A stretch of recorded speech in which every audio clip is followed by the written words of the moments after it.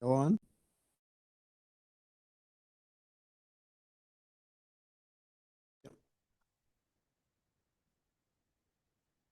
It's always fun to do that. Welcome everyone to the regular open council meeting of today, June 2nd. See, we have some folks in the gallery, which is great. Hopefully we have some folks in the virtual gallery too.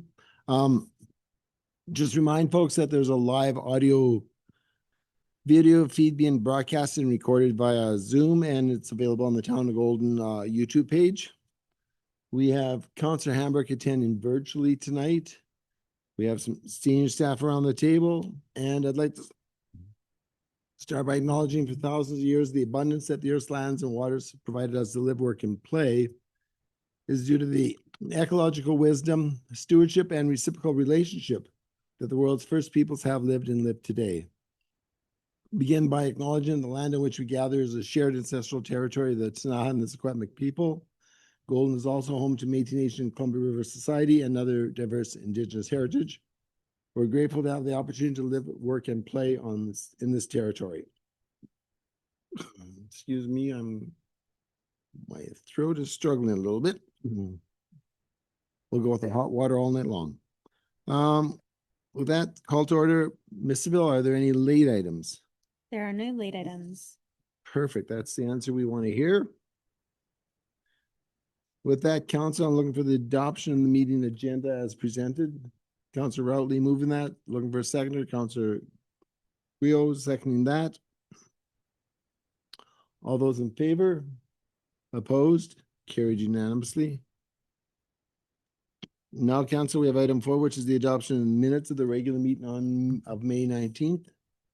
Looking for a mover of those minutes. Councillor Manuel moving that. Councillor Guillo seconding that. Council, any errors or omissions in those minutes? Seeing, hearing none. Oh, I was so taken by your eye contact that I missed him. Sorry, just Councillor Watley. councillors that moved and seconded for reconvening and for adjournment just aren't identified in the minutes. Apologies. So that would probably be my error in not forwarding that information. It will be addressed, and we will ensure that the appropriate people's names are on those motions. You probably had both of them. Thank you for that. So with that, all those in favor to adopt the minutes as presented and will be updated, amended? All in favor? Sorry, I missed that. Opposed? Carried unanimously. And council, is there any business arising from those minutes that are not going to be dealt with in the regular agenda? Seeing none, we move on to item 6, which is delegations presentations. And we have Danielle here from the Okanagan Regional Library. Welcome back.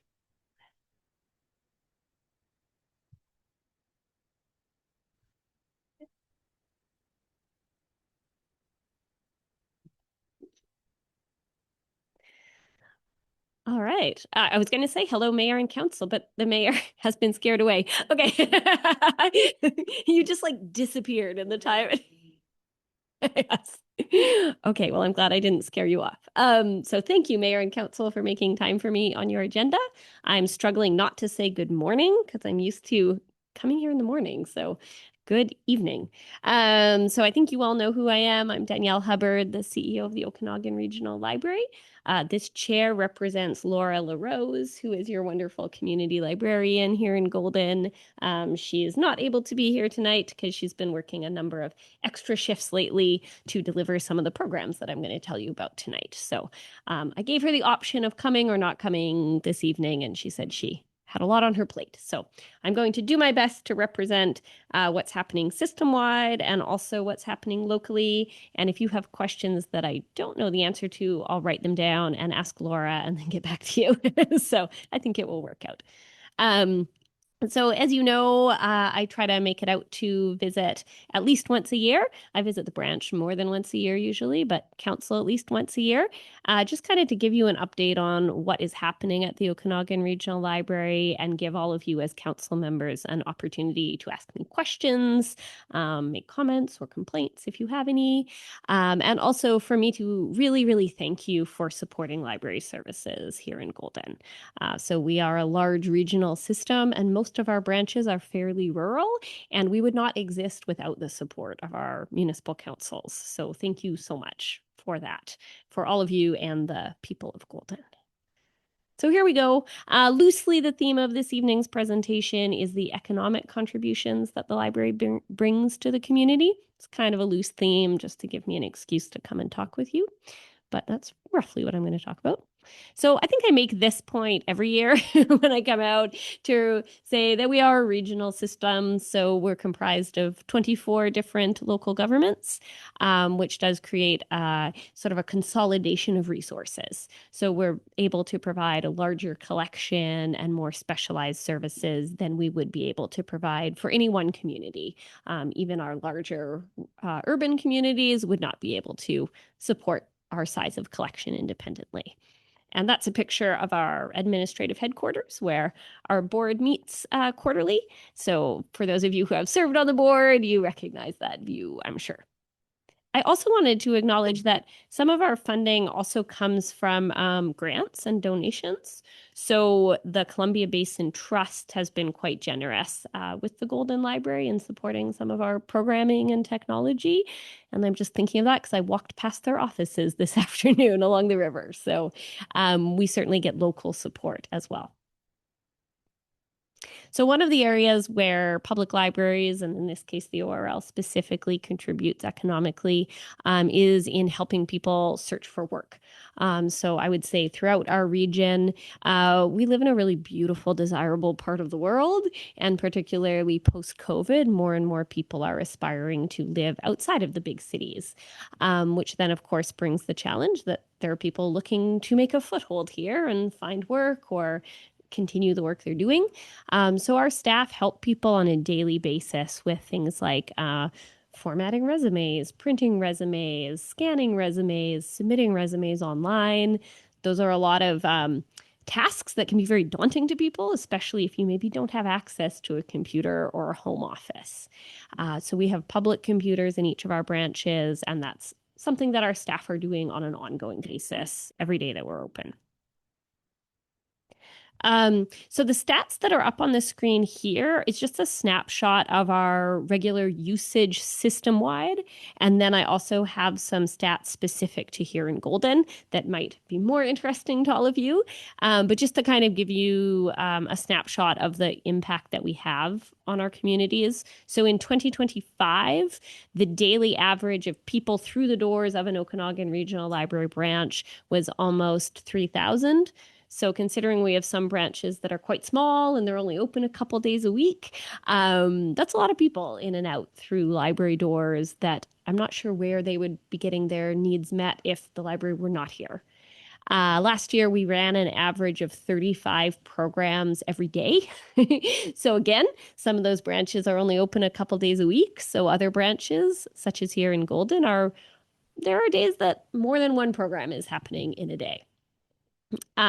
680 people attended programs on a daily average basis last year.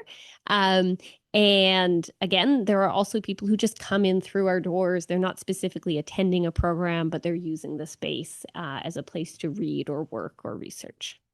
So some of the stats for here in Golden. So in 2025, 26,249 people came through our doors. We have a little people counter mechanism on the door. So every time someone comes in and out, it counts them. The staff, Laura and Chris and their team, ran 214 programs in 2025. And the total attendance for those programs was 4,198. Which is actually a 16.7% increase in program attendance over 2024. So they ran roughly the same number of programs, but significantly more people came, which I think is a really strong testament to, that they're hitting the mark on what people are looking for as services in their library. And we also circulated 41,574 items. So mostly books, but also magazines, newspapers, whatever else people check out. I like those stats. They make me happy. One of the other areas that libraries are seeing more and more use from the public is so not only are people coming into libraries to get help applying for jobs, but there are also more and more people who are working remotely, and therefore they're doing some of their work from the library as well. So many of our branches have meeting rooms, and even if we don't have a designated meeting room, we often see people, pulling up chairs in the corner, doing a Teams call, taking a work call, catching up on email, meeting with clients. Those are all really valid uses of library space, and we see that happening every day that we're open as well. Technology, I don't know about all of you, but I sometimes find technology to be like an ever increasing menace in my life that makes many things easier and many things more complicated. So that's also an area that our staff are helping people on a daily basis. So again, we have public internet stations here at the Golden Branch. We also have a small makerspace. So we have a digitization station that's quite regularly used, where people can bring in VHS tapes or older technologies, and the machine will digitize them. So then you have, a PDF or a Word document to capture. I guess you can't have a Word document of a VHS tape, but you get the idea of what I'm saying. And that's a picture of our technology director up on the screen there.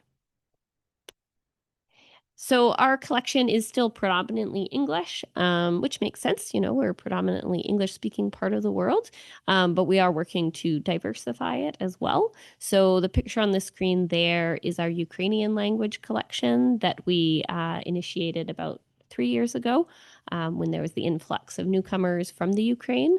So a lot of those were brought to us by volunteers and community members that we worked with to build out that collection. We also have a Silks language collection that is housed in our West Bank branch. It's our only collection that lives in one location, but people can still place holds on those items all across the system, borrow the material, return it, then it goes home to West Bank. One of the areas that I care about the most is being an employer. So, of course, that's something that economically contributes to, because we provide employment in our communities. So here in Golden, of course, Laura LaRose is our community librarian. She's been here for 6 years now, something like that. And then Chris is her kind of second in command. And I met with them this afternoon, and I told them very honestly that they are just so friendly and welcoming that I always look forward to visiting Golden. It's like a long drive with a always positive conclusion.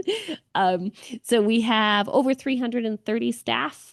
Some of them work full-time, some of them work part-time, some of them have shifts at more than one location.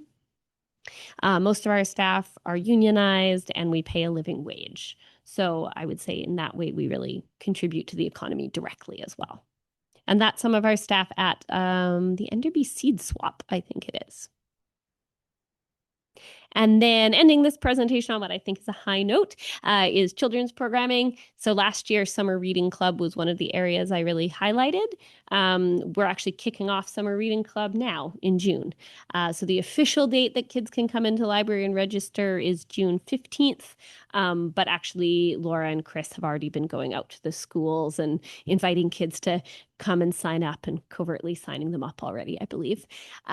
So these are just some stats from last year that as a system, we had sometimes I fumble reading long numbers. So if I read any of these wrong, I apologize. They're on the screen. So 7,602 kids signed up for Summer Reading Club across the system last year.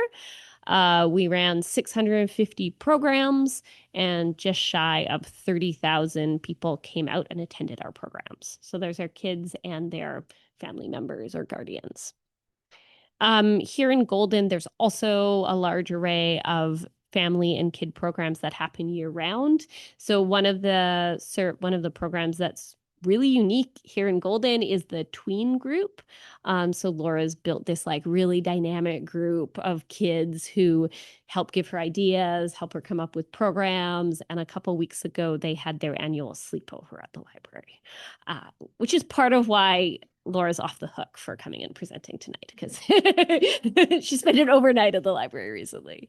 There's also a Lego club, and there's a rhyme time for kids 5 and under that usually sees upwards of 40 or 50 kids coming out, which is a lot for that little space.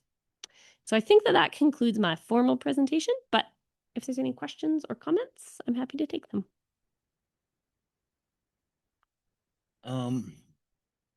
When I go in there, particularly on the weekend, I often see the floor covered with small children and their parents, Lego and storytelling and music and and there's things like that. And you've seen the time travel machine, which I think is going to become an octopus shortly. What is the value or purpose of that kind of programming? Oh, of the octopus specifically, or just of children's programming in general? Yeah. You want to talk about the octopus? Yeah. Yeah, the octopus is really high on my mind right now. Yes, children's programming is always kind of a mainstay of public libraries because that's really where the foundations of literacy get built. So if kids can come in and learn the love of reading and the appetite for reading when they're younger, then that plants a really good foundation for the rest of their lives.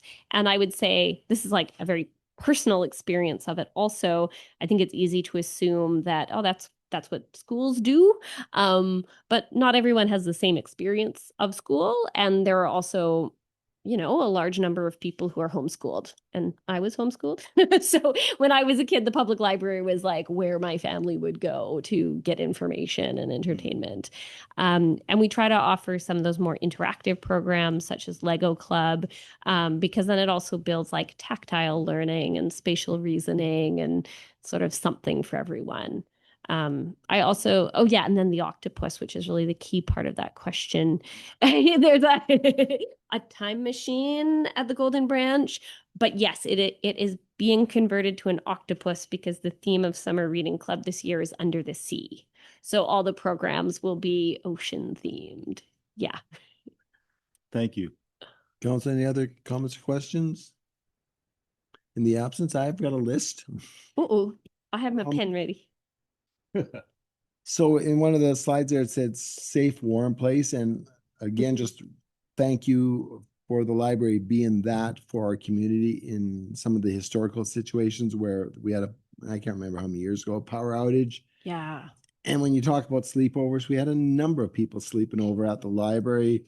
The school district got on board, bringing over some mats and stuff. So that purpose is great for our community and is very valued. Thank you. A question with regards to the summer program and recognizing that 2 months of summer is generally not productive for the learning process. So it's great to have the summer programs. On that thought process, I'm wondering do you have the numbers for how many kids locally attend the summer programs? Ooh, that one I'll have to get back to you on. I definitely have it available to me, but not at the front of my brain.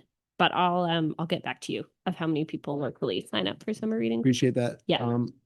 I guess a comment would be, and I can remember being back on the Okanagan Regional Library decades ago, and it was about the time of digital books, and there was concern that library collections would be getting smaller, libraries would be not valued by community. My understanding is that is not the case. In fact, library usage has gone up. Do you have a sense of the growth in numbers and the growth in the collection and the use of the collection kind of on an ongoing basis? Are you seeing trends? Yeah. So year, say over the last 5 years? What we're seeing over the past few years is that the use of the physical collection has remained pretty steady. We have some branches where it's gone up, some where it's gone down a little bit. I think that often says more about like the populations of each community. So that area has remained pretty steady, but definitely the digital collection usage is going up and up.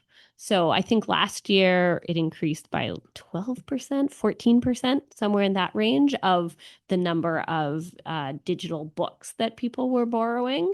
So I think that shows that people are using libraries differently than they did. Like it used to be a direct correlation of you enter the space and you get a book. And now it's like you enter the space to do a variety of activities and you might borrow the book from home or from elsewhere. So yeah, it is a different, it's a different world. It feels like it's moving quickly. Very much so. Last one, I guess, is a comment. With our proximity to the library, we must not let get out to our staff that there's a Lego club next door, because you've been in if you've been in the staff's lunchroom, there are a number of delicate Legos creations in there. Oh, Mm. now I know. So watch out. There may be lunch hour trips over there. That's it for me. And I love the theme as far as the economic impact that the library does have for all of our communities. I can remember the comparisons from a standalone library, and I'll use Invermere as an example, where they have to have their collection. It's all theirs and that's it. There's no sharing. Just the value of the wide variety of resources that people have, I think is extremely valuable. So much appreciated, all your work. Thank you so much. Councilor Routley. Thank you, Mayor. I guess just extending that that line around economic contribution, and I suppose going to just general return on investment, obviously with provincial funds remaining stable over who knows how long. I'm sure Councilor Manuel and yourself do. Far too long, I guess, is the answer. Has there been any further conversations or progress made in those conversations, recognizing the context right now with the province letting everyone know that we're broke? But has there That might not be been? their language. Well, it was Minister Parmar's. But has there been this shift in the approach with the province in explaining that, like, return on investment, like letting them know that for every dollar that the province is able to bring in to ensure that the service provided remains sustainable, that we're seeing this investment into our youth and making sure that the months of summer aren't a complete loss for reading or writing abilities or anything like that? Has there been progress there, or Like, where are things at with provincial funding? I mean, the short answer is like stagnant, nowhere.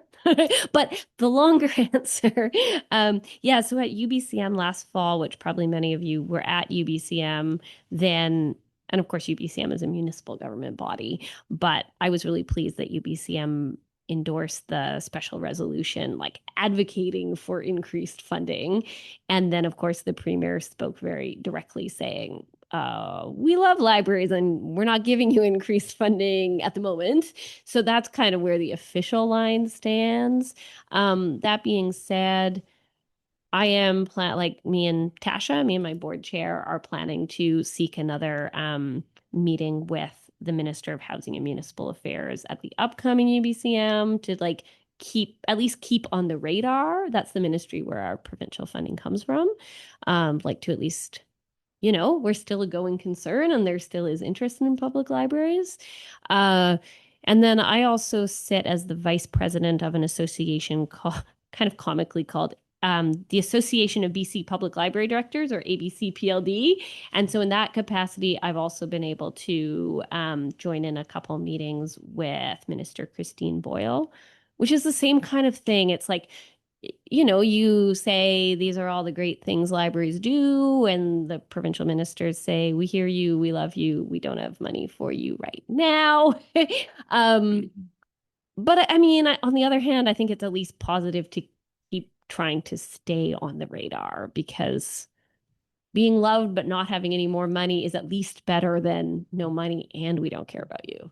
So I'm trying to retain some optimism that at some point it will change, but I don't know for sure. I'm sorry. No, I appreciate the silver lining, and I guess I highlight that at this year's convention for QBLG, of course, the Mhm. continued resolution advocacy work for increased funding for public libraries did come up, and we'll move forward. Whether or not UBCM will adopt it because of their processes now is another question, but at least it's on our docket as well at the regional level or area association level. Thank you. Thank you for that, Councilor Manuel. I believe, tell me if I'm wrong, please, that we're talking about an increase in money from the federal or provincial government, but probably more accurately is for them to restore some funding they cut back several years ago. And yeah, Yeah, a frustrating, little, but yeah, a little over a decade ago, the province reduced funding to public libraries by, oh gosh, 20% or 25%. Now I don't remember which. And then it's been frozen at that level ever since. So yeah, unfortunately, at this point, an increase would still be a smaller percentage of our budget than what the province was contributing a decade and a half ago. Alas. yeah, Yeah. thank you. And not to mention the increased costs of business over the last decade, over the last 10 years. Yeah, Mm-hmm. for sure. I'm sure your books aren't getting cheaper. Not generally, no. Not the ones you want to buy, at least. Is there anything else? And actually, just to note, Councillor Dale has also joined us online, I believe. So we have all the council around the table, virtually or else in person. Any other questions, council? If not, thank you so much for traveling here and the presentation and interacting with the whole community. I appreciate that. Thank you so much. It was a really lovely drive with no snow this time. So I'm grateful. That's right. Yeah, I am. Yeah. I have a meeting tomorrow morning. So I have to get home tonight. Thank you all so much. Thank you.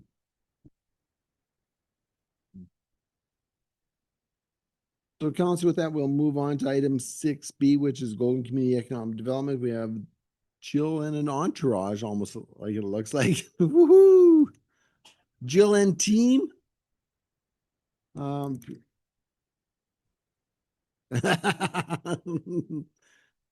It's a contact sport. Not yet. That's good. Welcome.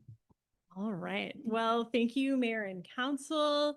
Thank you, Area A Director Karen, for being here, and staff. And I didn't realize that Danielle was going to have such a good segue and conversation around economic development. So here we are. The report that I'm sharing with you, or have shared with you, that you have all read twice and memorized, is actually our year-to-date report. So we've just entered the fourth quarter of sort of our contract service year.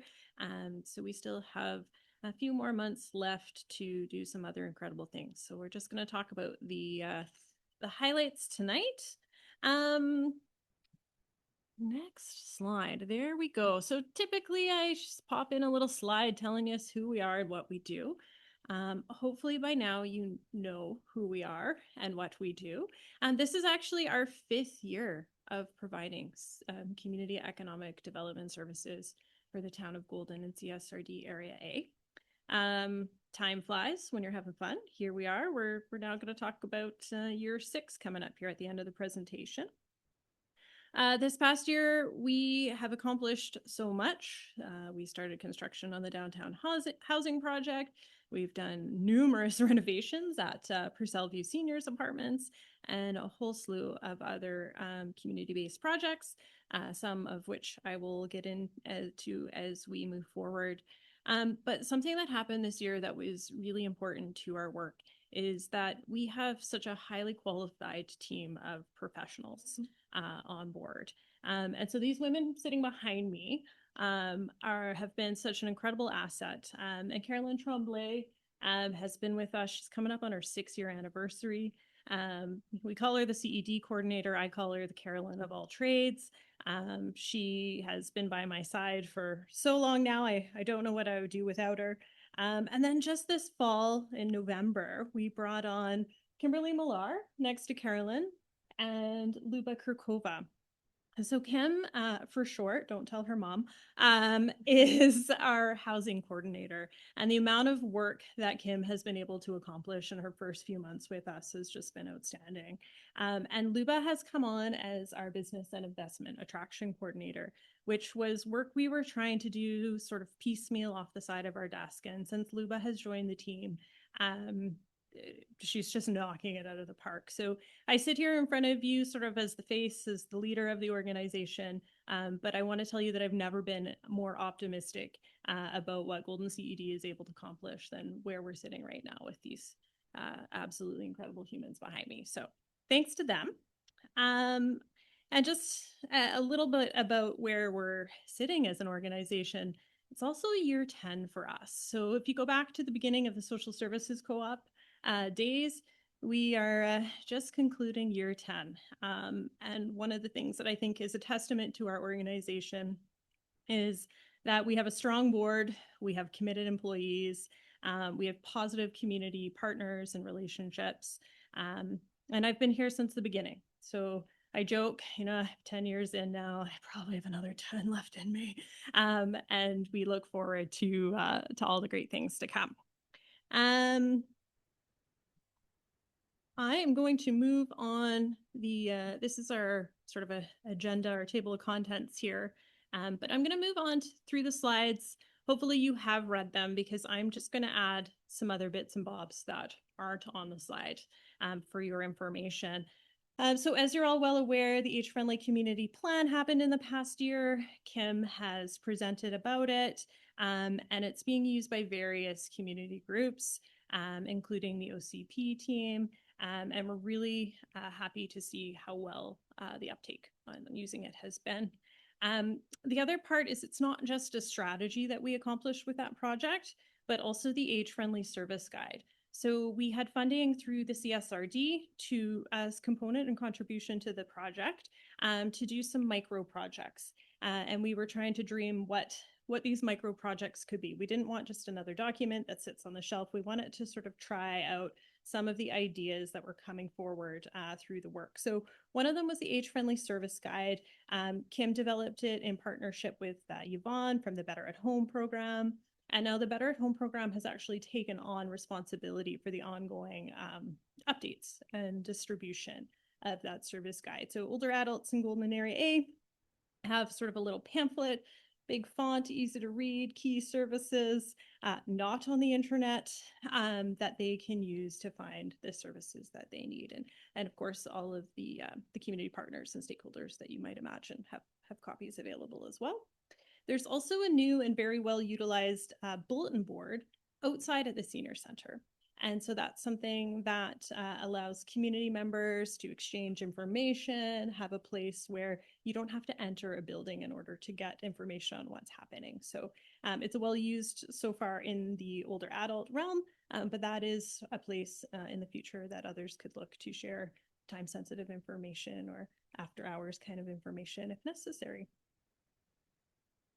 All right. So living wage, 2025 marked an evolution in living wage. Traditionally, the calculation was based on a family of 4, 2 adults, 2 children. Often we heard that people didn't identify with that family unit. Carolyn worked really hard alongside others from Living Wage BC and Living Wage Canada about some of the shortcomings of the formula for the calculation. And we were very pleased for 2025 when they decided to go with a weighted average for the actual wage amount. So instead of just being based on a scenario where it's a family of 4 and 2 kids, it is that plus the experience of a single family, or sorry, a single parent family, and also a single adult living alone. So while it's a weighted average, it very much is more reflective of sort of the broader experience in the community. And we found that people are much more receptive to living wage after this change. They can see themselves in it a little bit better.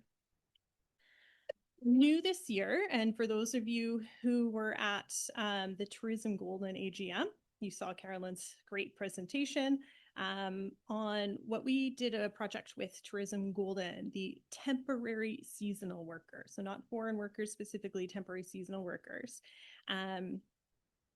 And it was an opportunity for Carolyn and her stakeholder groups to take a really deep dive into generating a better understanding of the experiences of people who come to our community and work seasonally.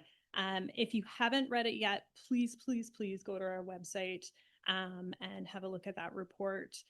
Also, we are available to do presentations. Proverbial we, Carolyn would be happy to do a presentation for a particular stakeholder group that you might be involved in. And what we're trying to use this tool as is sort of a conversation starter to help folks understand the importance and the correlation between livable wages and our ability to attract and retain employees and keep the economy going in the Golden area. It's a really important project, really neat report. If you haven't read it, please, please do. And Purcell View Apartments. So a nice picture of our building. Up in the top right corner, that's our brand new gazebo with mosquito netting and patio furniture. Kim is the resident gardener there, at least on this day she was. That's her there in her fun hat. So since assuming operations in Purcell View, it's just been a little over a year and a half.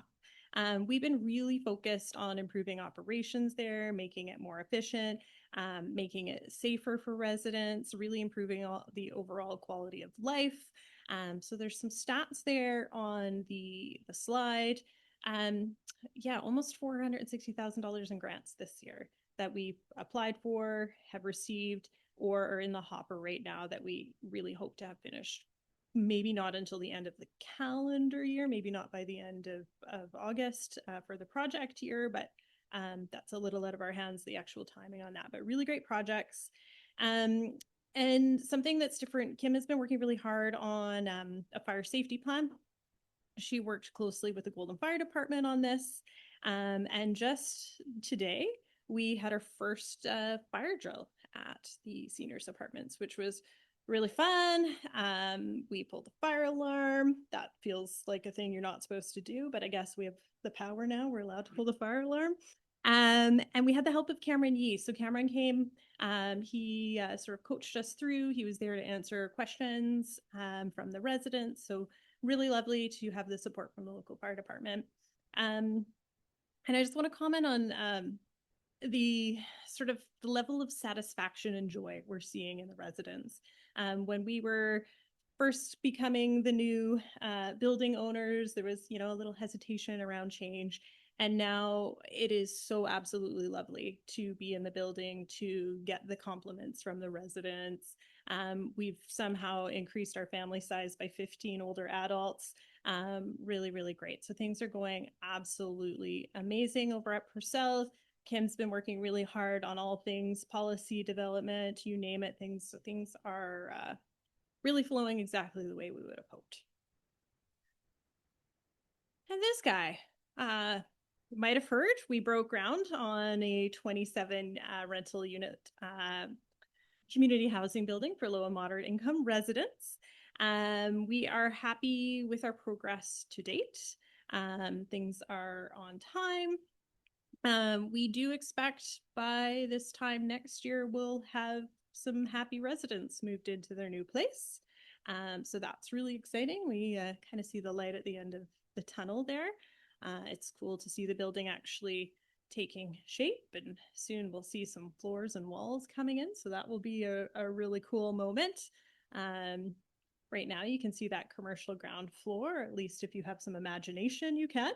But that's all happening as it should. We will start accepting applications for the residential units about 5 to 6 months out from occupancy. And because BC Housing is involved with the project, we want to make sure that people don't time out with the wait list for BC Housing. So that's very intentional.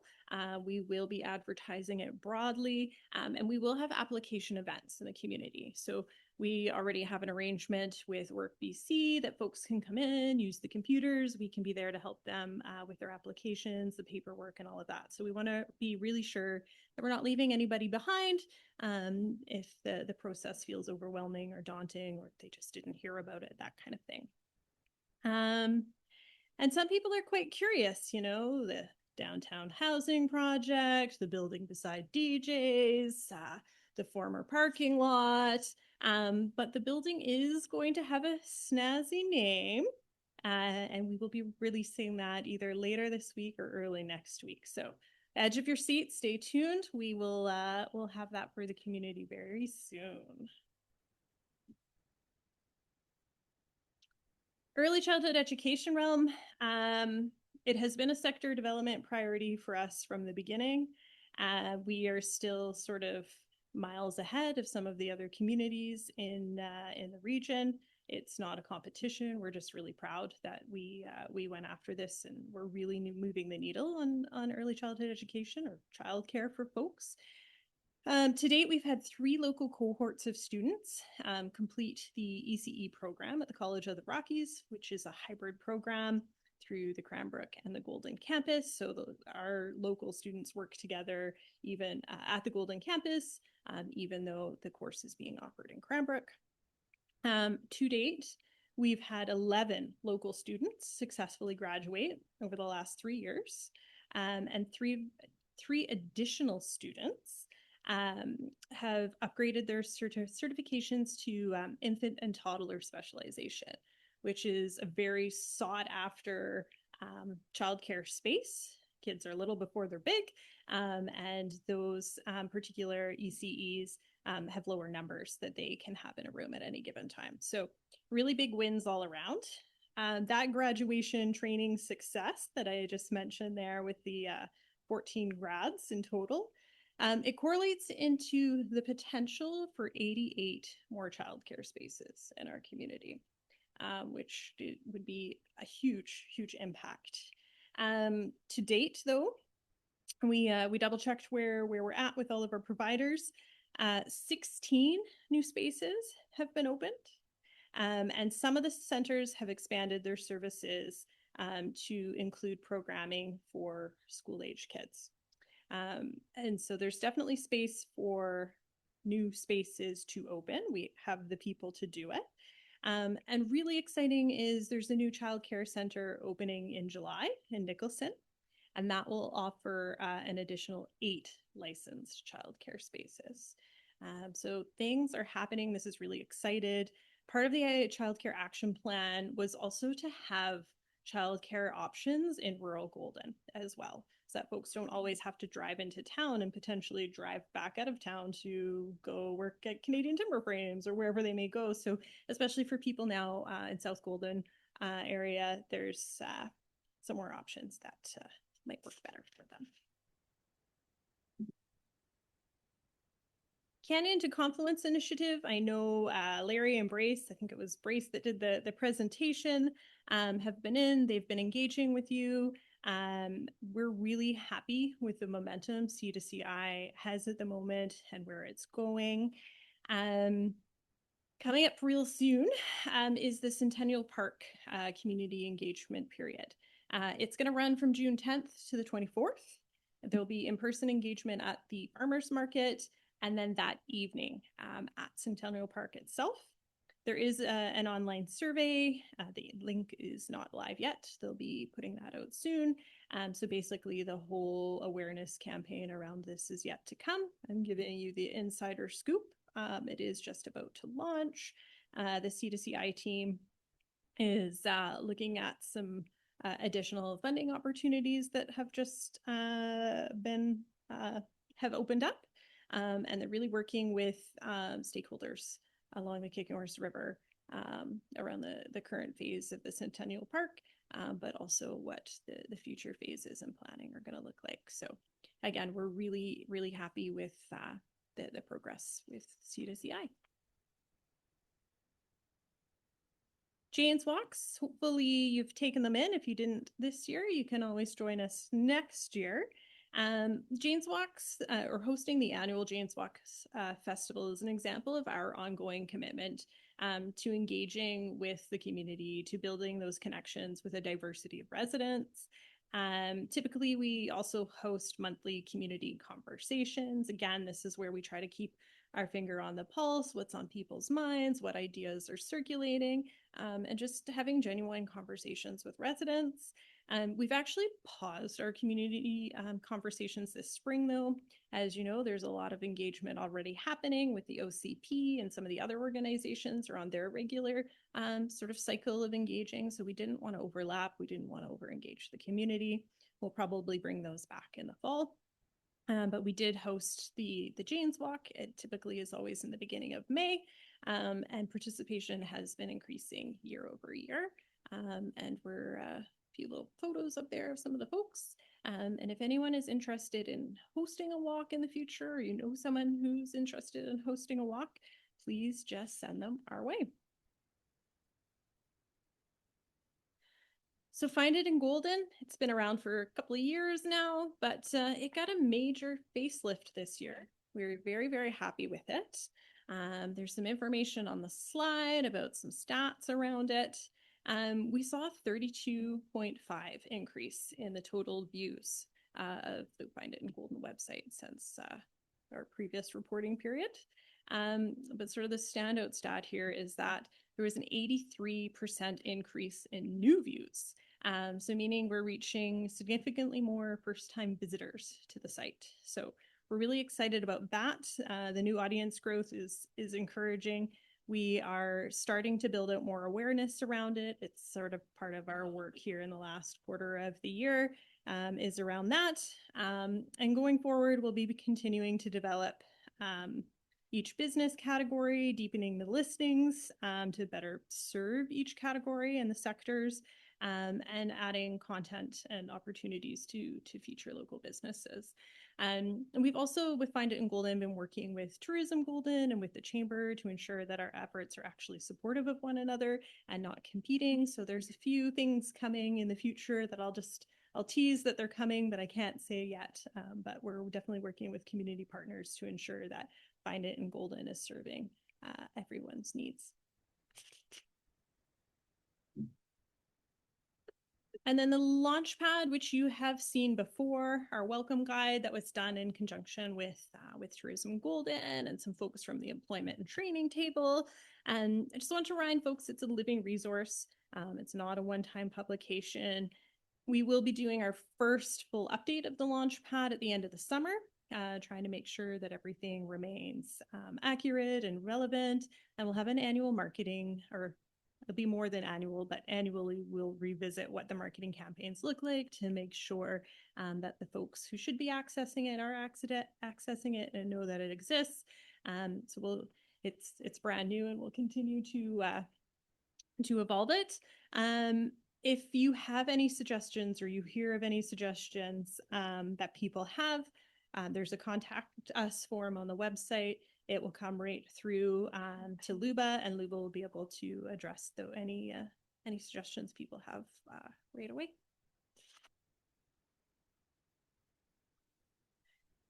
And we look different. Well, we might not look different, but our website sure looks different. So Golden Community Economic Development had a little facelift. We have a much fresher image, something that we believe is much more reflective of an economic development organization. So we're really excited to have a new look, to have a new website. It's still in development as well, as far as we will continue to improve different sections there. For now, we are happy to have a website that we will drive people to, and they will find the things that they need. We're going to be, over the next couple of months, and beyond that, continuing to interview and feature local businesses and success stories for our news and updates section. I'm trying to create a little bit of an archive and some interest there. We're building out a library of content that really demonstrates sort of the strength and diversity of our local business community. And it gives investors who might be looking at our site or newcomers in whatever way they might show up sort of a genuine sense of Golden and what's possible here. So we're happy about the new website. Hope you are too. If if you have any feedback for us at any time, of course, please send it along. And within our new website is our newly branded Invest in Golden section. So there's a microsite within the site. You may or may not have recognized that. But that sort of started as our investment attraction package. So this was a project funded by Etsy BC. And we really wanted to have a place where investors, potential investors, when they land, they are getting a cohesive experience. Other stakeholders in the community can sort of direct people. They're getting the same messaging. Again, it's a work in progress. We had to start here, but we're happy that we have a dedicated investment attraction section. It's a bit more robust than it was. We have some print materials that we'll be distributing around town later this week, early next week. And again, always happy to hear feedback on that. And we're working on our implementing now a marketing strategy around driving people to the website. So that will be ongoing, but that's sort of the next step now with completing this project. So this is the last slide in our really high level, although I've been talking at you here for a while, last slide in our year-to-date review. We are working on a number of other initiatives, one of them being film sector development and other areas, but I'll speak to some of that a bit more as we chat about the work plan. So funding. It was a good year for funding, for sure. We couldn't have done any of the work that we did if it wasn't for your support. So the $375,000 contract for CED services is what allows us to do the work we do. And then we were able to leverage that for all of the grants that you see on the left-hand side of this slide. And just for clarity, these numbers do not include anything to do with the downtown housing project. So these are specific to other projects in the community, and to report out on all the bits and bobs on the downtown housing project would just skew things. So, and yes, so the return on investment of the EOF funds was a whopping 48%. So I wish all returns were that high. So yeah, we're happy with where we landed this year. And looking forward to the work plan. So we will accomplish a lot in the next year. I've pulled out some pillars of work. Business and investment attraction work is a huge part of the work that we do now. In the past, like I had mentioned, we did our best with the resources that we had, both human and financial. And now we really have the firepower behind us to do a really great job of that. And we will continue to work on community housing. As most people in this room are probably well aware, the climate for housing development federally, provincially has changed. It's a new world. And we are so immensely lucky with the funding, the CHF funding through BC Housing, through the province for our downtown housing project. If we had been 3 months later in the game, we wouldn't have a project today. And so that is just how competitive and how difficult it is to get housing projects off the ground and get them funded. So we are now in the process of reframing what we're going to do, how we're going to do it. We're getting creative. We love a good challenge. Kim and I are working on this constantly. So stay tuned. In this next year, we will have finished the downtown housing project, soon to have a real name, and we will hopefully have some more to report on where we're going next. And a lot of that will be to do with what funding is available. A next piece that I wanted to point out is around the social enterprise, and so that's our commercial units, ground floor commercial, micro spaces, animating the downtown core, providing sort of like a business incubator for small businesses. We want them to start small, be successful, move out into another location, and someone else comes in and takes their space. And the social enterprise part is really important to us because we need financial sustainability. Annual funding contracts are a huge challenge, and this is one way for us to try to help our own cause by generating our own revenue. So we're working on the business plan now. We won't really be able to finish that until we're finished construction and see where all the chips fall at the end. But we are feeling really good that the commercial ground floor of the building, which we own, which we operate, which BC Housing has nothing to do with, it is ours, will be our first foray into a social enterprise that will help Golden CED long term. The Canyon to Confluence initiative is continued work of ours. As you know, Larry and Brace and Claire Dibble has joined the team in their communications realm. We are so grateful to have those folks at the helm of that project. Also want to, they're not here, but really wanted to thank the town staff, I guess Jeremy and Alicia are here, that have been supporting some of the work of the C2CI to date. It's through those supportive roles, everyone doing their part, that we're really going to be able to move C2CI efforts forward. So another big part of what we're going to be doing. I mentioned before, so there's a whole list of other activities. Sector development is really important to us. We sort of started in the ECE realm. We've been dabbling with trades. Trades is another big one for us for the upcoming year, but so is the film sector. So since last summer, early fall, we've been working with a really great group of stakeholders around envisioning the film industry in Golden, what it could look like, what it should look like. There's a couple of folks that sit around that table that are in this room tonight. So thank you both for your contributions. The group hasn't fully prepared the release of what we're working on for the rest of the community yet. That will be forthcoming soon.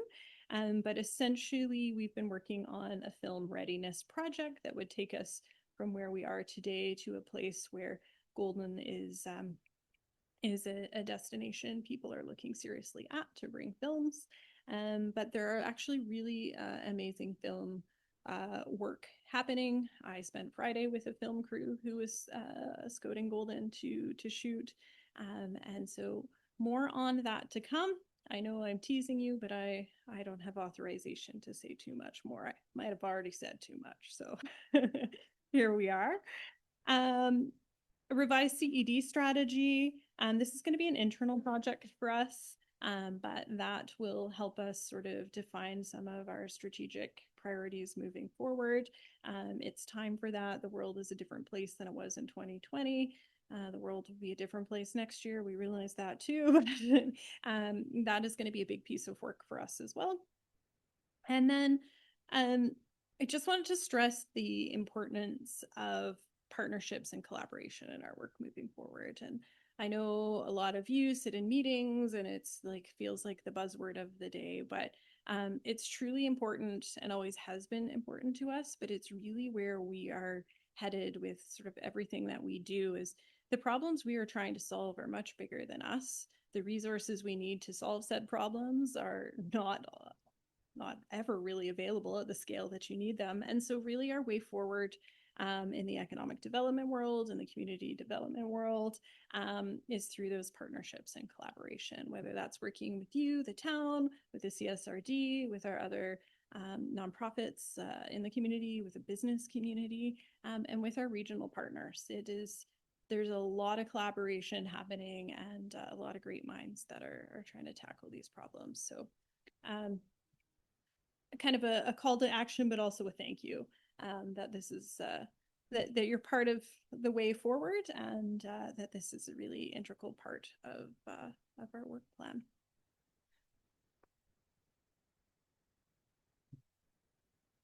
Budgets. Everyone loves budgets. So on the screen here is our current budget that we're operating in until the end of August for $375,000. We were trying really hard not to increase that too much for next year. Unfortunately, we have a couple of expenses that we really can't do much about. So we got a bit creative with some of our other costs to try to bring that down. So I do have the comparable budgets on the screen for you. We are still looking for multi-year funding. The year-to-year annual funding, it doesn't sit well with other funders. It doesn't sit well with us being able to do big projects like building housing. Economic development is a long game, a slow burn. And I think to date we've been doing pretty darn good with only year to year, and it's not even a full year by the time you have to report again with what we're doing. But truly, I think one of the greatest things that could happen to us, other than the staff I told you about and the great work and community partners we have right now, is that we end up with a multi-year funding agreement that will really allow us to plan long-term and make some leaps and bounds. We also want it to be predictable. And so what we are requesting is a multi-year budget that is tied to a 5% increase year over year. We want to be fiscally responsible with funds invested in our work, but also cognizant that costs keep increasing, whether it's provincial sales tax or otherwise. So we thought that was a fair place to start. And we're on to questions or comments. Thank you very much, Council. We'll start with Councillor Manuel. Just wondering, with the Columbia Valley Credit Union, which is now working under a different name, I believe, are there any, have you discussed them any chances for collaboration? Yes, for sure.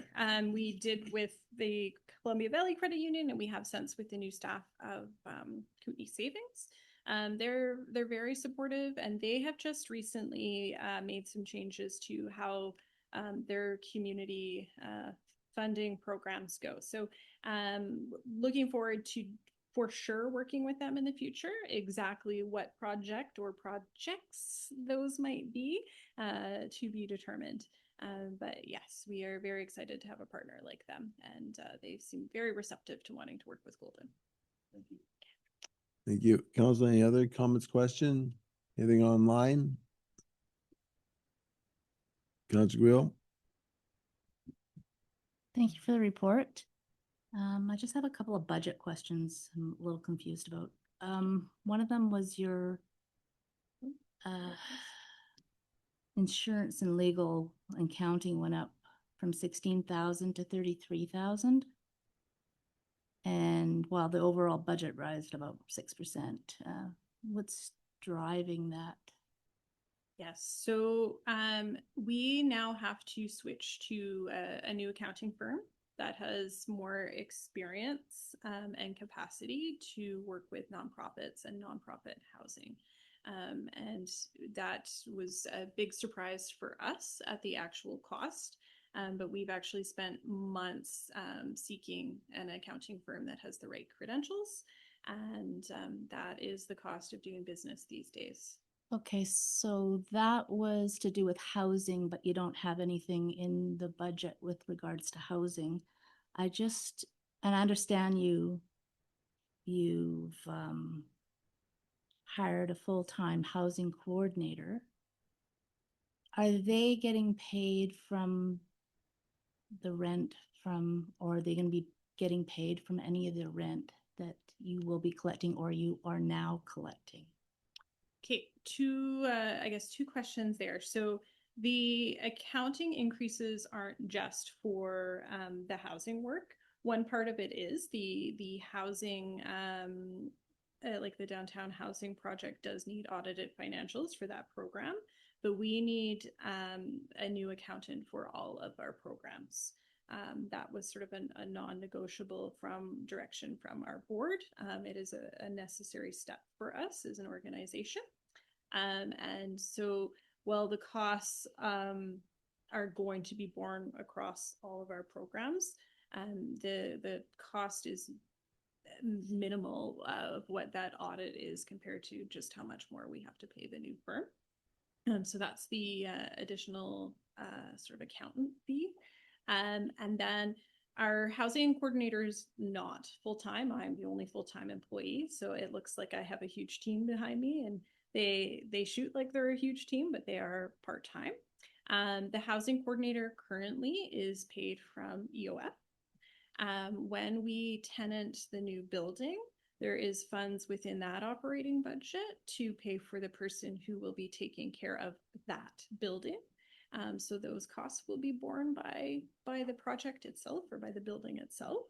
The operating budget at Purcellview does not have any room to pay any staff.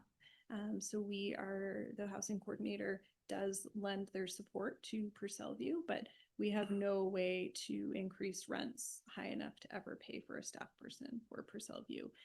We spent the year really, we've gone through all of our maintenance programs. We've changed a ton to try to save money at Purcellview to try to drum up some extra budget there. It's still a work in progress, but it's something we're trying really hard to do. But one of our rents, our lowest rent at Purcellview is like $278 a month.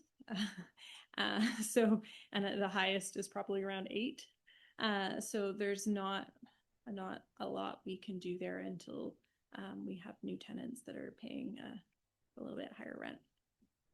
Follow up, Councilor Guil? Yeah, just one more question with regards to, you have under the ask for the wages, like it's like $370,000. And then it says for your staffing and contractors, what's the percentage of that money going to contractors? And what's your like procurement policy about like having contractors that are from Golden? Okay.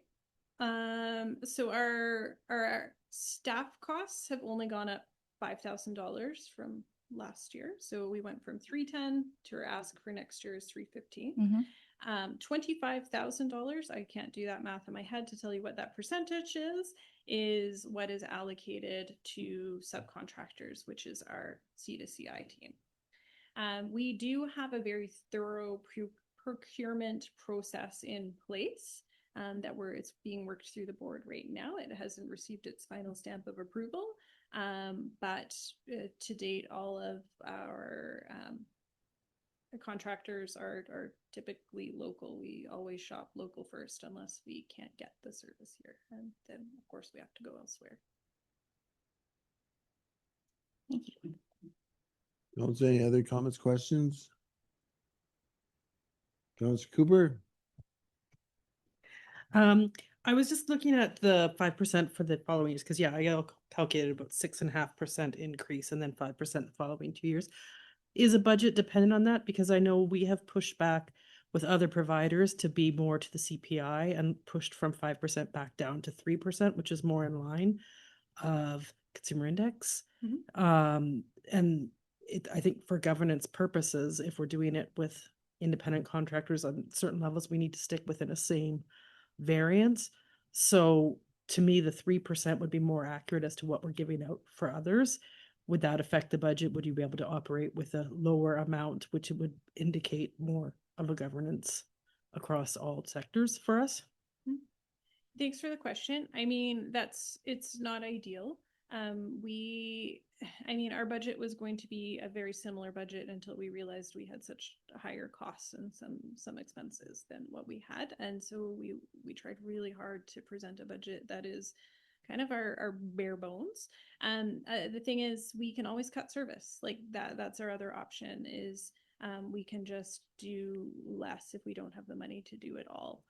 We're about quality and yeah, so if it was only a 3% increase, then we would have to figure out what that looks like. So I can't tell you here tonight exactly the 2% difference, what that would mean, but that would be the route that we would have to take is adjust. Yeah, accordingly. and just when I'm looking across our own budgets, most of our departments don't get 5%. Like it's just, that's higher than what we give out at our own departments to get within the same services too. So that's why I was just asking, I'm sure if that, for governance purposes, it was the same for contractors as internally as well. Thank you. Any other questions, council? Councilor Rutley? Thank you, Marion. Thank you, Jill, for the presentation, and thank you to the Power Squad behind you for the great work thus far this for the past year and then thus far this year and moving forward. So then looking at the funding request, so the expectation then is that any of those additional any additional operating costs relating to the downtown housing project, those costs are captured and should be covered by the social enterprise piece or any of those additional revenues generated within that project. Yes, that was a question, right? Yes. Okay. Yeah. Yes, for sure. So the operating budget for the downtown housing project will, once it's tenanted out and we have income coming in, will take care of the costs for the residential piece. And then the social enterprise and the ground floor will take care of any costs for organization associated with operating the commercial ground floor of the social enterprise. Thank you. Follow up or? I think I had it, but I've lost it from my brain, so Okay, thank you. I'll email if need be. Anything else, council? So in the absence of that, I'll start with the presentation. Thank you very much for that. Great to see the leveraging. And when I have a $375,000 investment and that investment leverages $554,000, that seems like more than a 48% return on investment. I'm not sure the language there, but anyways, it's just great to see over $500,000 being leveraged. Great to hear about the partnerships, the ongoing partnerships that have been happening. I'm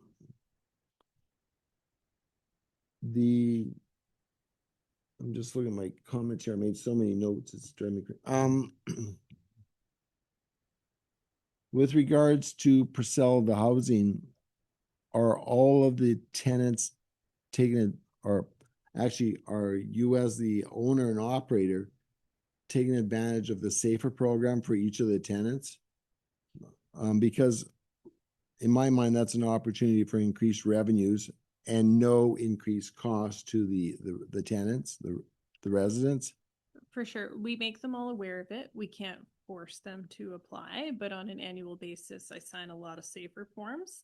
And just today in our spring meeting, we had many conversations about which providers that they can contact to get cheaper phone plans, cheaper internet, cheaper cable. So we're always working with the residents to help them bring down their cost of living. But those things I know don't totally correspond into the rent that we bring in. But SAFER, we are pushing as much as we can.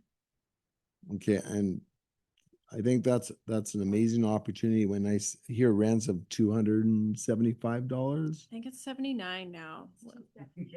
Oh, 278. And the highest one is 717. Okay. I mean, even at the 750, 717. 717, that is amazingly affordable rent, especially when they can take advantage of the SAFER program. Mhm.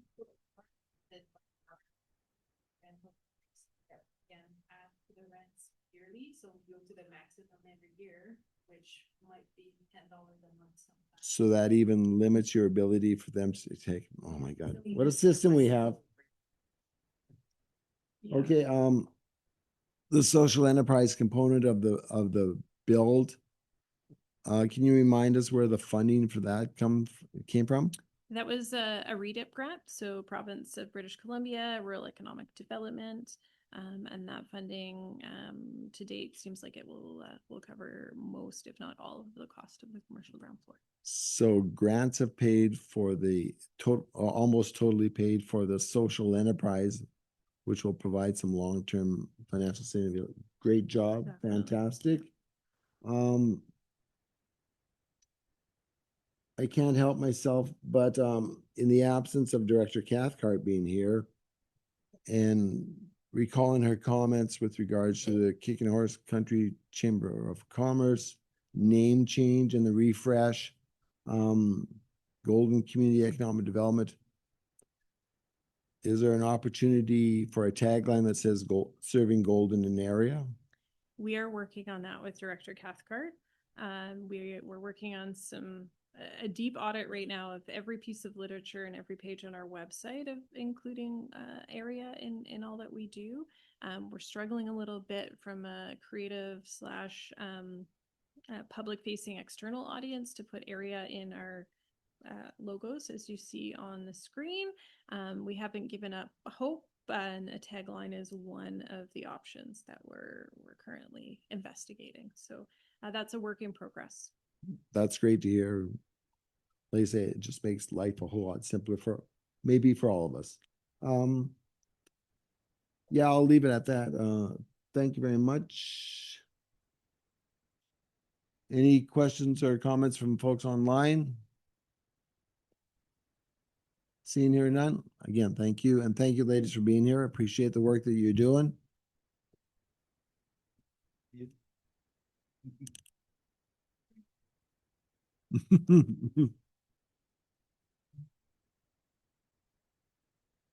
With that, council will move on the agenda to item number 7, which is correspondence.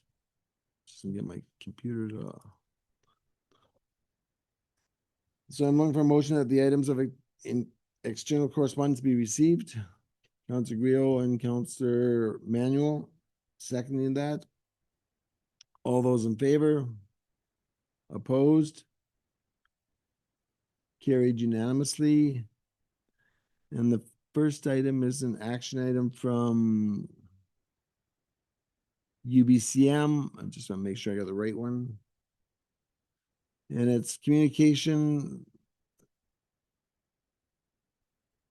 with regards to the meeting we had with BC Hydro and making us aware that BC Hydro is participating in the UBCM convention in Vancouver the week of September 14th.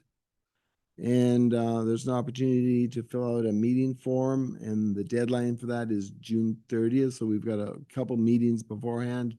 If we want to identify a specific subject matter that we want to meet with BC Hydro on, there's an opportunity to do that within that time frame.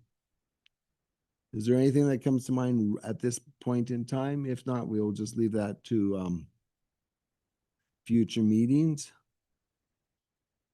I'm not seeing anything, so we'll move on to the next item, which is a communication from UBCM with regards to the provincial response to our resolutions. You have the cover letter there. The provincial response is basically the ministry recognizes and values the critical role, and I guess I should go back a step. This is with regards to protections and support for emergency support service workers or volunteers. My apologies. Basically, they say they recognize the value of the critical role of volunteers across BC, particularly in rural and remote, and acknowledgement that there's a significant reliance on volunteers. They talk about the release of the ombudsperson's report, and they've modernized the framework. And stating that the legislation strengthens operational standards for volunteers, but does not establish job protection, leave, or compensation framework. The province does provide, or stating the province does provide important protection for registered emergency social support services volunteers performing authorized tasks. So that's basically, I guess, a work safe while they're doing the tasks in the role of as a volunteer. So council, any comments with regards to that communication? Councilor Guio, and I'm gonna just fill up my glass. Thank you. This one is not the answer that I had hoped for when we went to UBCM on this. They, I give them the fact that they did update their training, but in 2023 when they wrote this whole new emergency management law,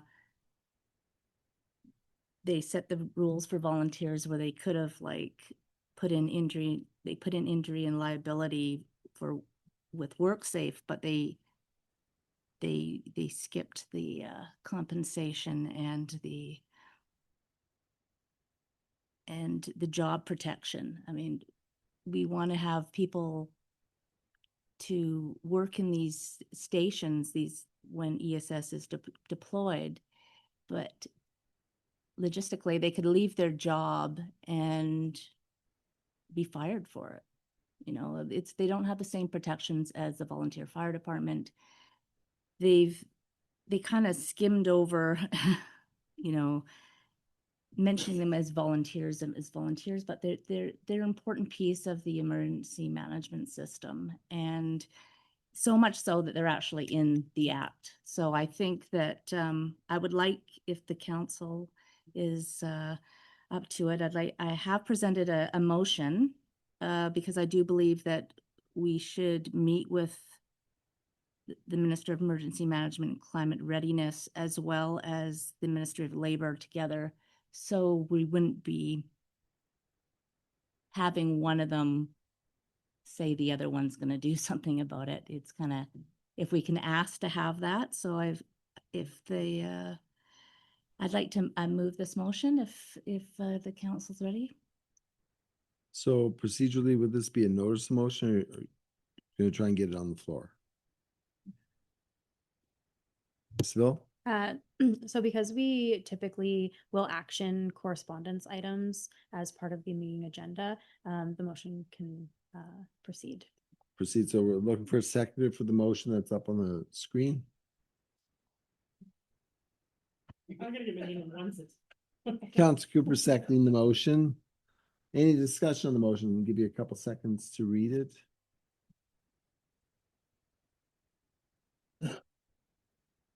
So I'm hearing the intent is to get both of them in the room at the same time so that there Yeah. is no opportunity for deflection. I have created a letter of request, so we could see either one separately as well. In the letter, we have to send that to UBCM if this motion is passed. Okay. So the work's been done. And the intent is to get them both in the same room. It would be good. I think if not, it might get missed in the middle, And I guess the one caution I have is that from their process wise, that may be quite challenging. It does give them the out in the invitation letter. Thank you. Yeah. Councilor Emmanuel, comments with regards to the motion on the floor? Yes, my understanding is we will usually advise the ministers or their staff of what we're going to be seeking. And if we send out the letters and saying it, it's working at both of you, that's, if we try and if they don't want to, Yeah. that's giving a warning. Again, the letter that would be going to them gives them the option to So the Yeah. suggestion of the details of the letter for staff as The staff. So you're gets not, the so you're not this letter. taking on operational responsibility. I'm not, this was a, no, actually, we did last year have to write the letters ourselves. Okay, being the did we? museum, yeah. Yeah. Thank you for the reminder. I got some nodding heads. Yeah, Yeah. appreciate that. Any other comments? Councilor Cooper? Can I just ask a question? Has historically we been able to meet multiple ministers at once, just from your recollection and memory? Throughout, like, it would be great, but I want to know realistically, like, has this happened before? Is it something that, I mean, if we do have to meet separately, I'm happy for that as well, but in your knowledge, do you remember a time when we've been able to meet multiple ministers at the same time? From my memory, I would say no, and it's by virtue of their structure. They have very separate rooms, and we don't know how far apart they are. So it's good to be able to provide them the opportunity, make sure that they understand the request, but also provide them the opportunity to respond appropriately. Councilor Manuel, comment? I tend to agree, but from a different point of view, in the sense of getting a meeting with one minister can be difficult, and they're both, I mean, you get 15 minutes, okay, your time's up, goodbye, and the next people waiting at the door. So, and that's for any individual minister. Getting them both at the same time doesn't. You don't seem optimistic. Any other discussion on the motion? Seeing here none, I'll call the question. All in favor of the motion? Opposed? Nobody voting opposed? Carried unanimously. Thank you for that.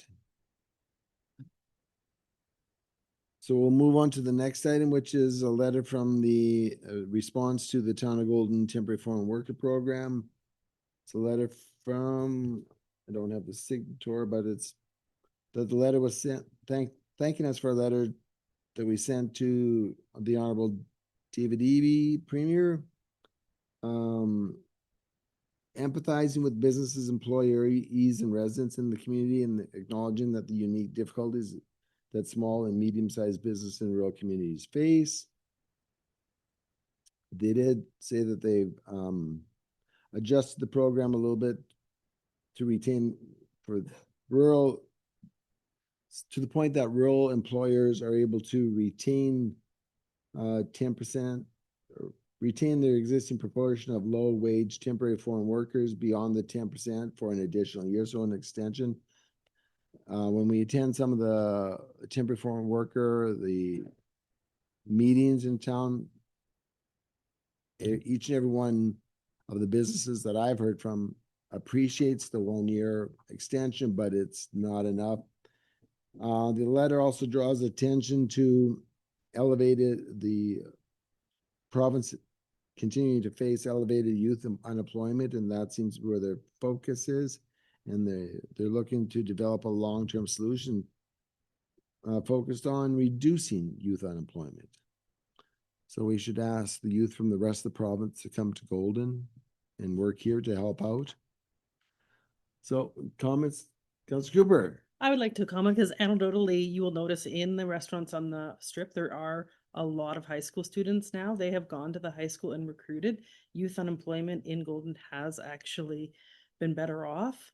And when you go in, there is multiple high school students that didn't have employment before now, and all of it has been in the last couple of months. So I know that the letter was written for the foreign workers program, but I do think there has been very positive impacts for youth in our own town due to the shift. With Tim Hortons even staying there, hiring 10,000 youth over the average, but going up into any of those restaurants right now, you will see high school students back again, where they haven't been over the last few years. So It would be, that's my antidote from. it would certainly be valuable to have that information, that data somewhere down the road. And I'm not sure who would be. I think maybe we could go and ask the high school because they have had job fairs. They do all the time, but in the last year, their push of job fairs have been increased in the high school, and there has been increased attendance from the youth. So I don't know if they actually would have the stats, but I would say this is greatly increased from all three of my youth having jobs now. So I greatly appreciate it. We have a happy mother in the room. Okay, with that, we'll move on to the next item, which is by a letter via email from the Corporation of the District of Saanich, making us aware that they passed a resolution that council direct the mayor to send a letter to the province and local MLAs outlining the need for continued local government climate action program funding. The letter goes on, providing some details. The one key part that is on page 2 of 3 is that the last paragraph, local governments, including Saanich, were not consulted on the decision to cease the funding. And they made the request that the province confirm their commitment to consistent, continuous LGCAP funding. And I understand we got a letter of support from, please remind me, I received an email, I thought I shared that. Identifying, I think it was $70,000 that the town of Golden received last year, and I think it was 115 that the CSRD received. Are staff able to remind us what that $70,000 was used for and what may disappear or the service level may change as a result of a reduction or loss of that funding? Mr. Deniger, please. Thank you. Yeah, I can confirm that it was just under $70,000 for the last number of years. I'm trying to pull up the list of some things, but it was been saved up into a reserve fund and then extracted through the budget approval process as part of our overall budget. So or ad hoc projects that were brought and identified as meeting the criteria of the program. So improvements to transportation for staff here, upgrades to lighting, things like that, where it was designed to have an actual impact on carbon emissions. I'm sure there's a longer list, but I don't have it at my fingertips. But those funds were used for identified projects. And in terms of it not happening anymore, it's just the province's financial constraints have led them to not include it as a program this year or foreseeable unless pressures applied and the economy changes. And probably the latter of those two. Pressure can be applied and the economy will need to change. Councilor Rutley? Thank you, Mayor. And I believe LGCAP funding was also used, or CARE funding was also used for fuel load mitigation up on the North Bench. This is textbook downloading by the province, the greenhouse gas emission reductions, the goals, lofty goals that the province has established for us that we still have to identify within our OCP with the update and need to, make meaningful progress towards still are they still exist. It's just now the funding that was supposed to support that is now gone. And so it's an unfortunate one. It's an unfortunate pattern. And as we go through the rest of the correspondence, we will see another pattern, a follow up on that pattern in the downloading. So if there's nothing on that item, we'll go on to the next item of external correspondence, which is also from the Corporation of the District of Saanich. With regards to, it's making a request to Ministers Boyle and Bailey with regards to a request for dedicated provincial funding to support municipalities that achieve provincially mandated housing targets. And they acknowledge that the province of BC's leadership in addressing the housing crisis through the establishment of mandatory housing targets, but also recognizing that there's a need to funds to support that. Council, the letter goes on to state the council respectfully requests that province establish a dedicated funding stream for municipalities that have successfully implemented housing enabling policy and regulatory changes and achieved or exceeded their housing targets. And that's great if you have the financial capacity. I would take another tack and say, well, we need the money to be able to accomplish those things, but and I think that's all share on that one. Is there any comments on that correspondence? Okay, seeing none, I'm a couple clicks away here to the next one.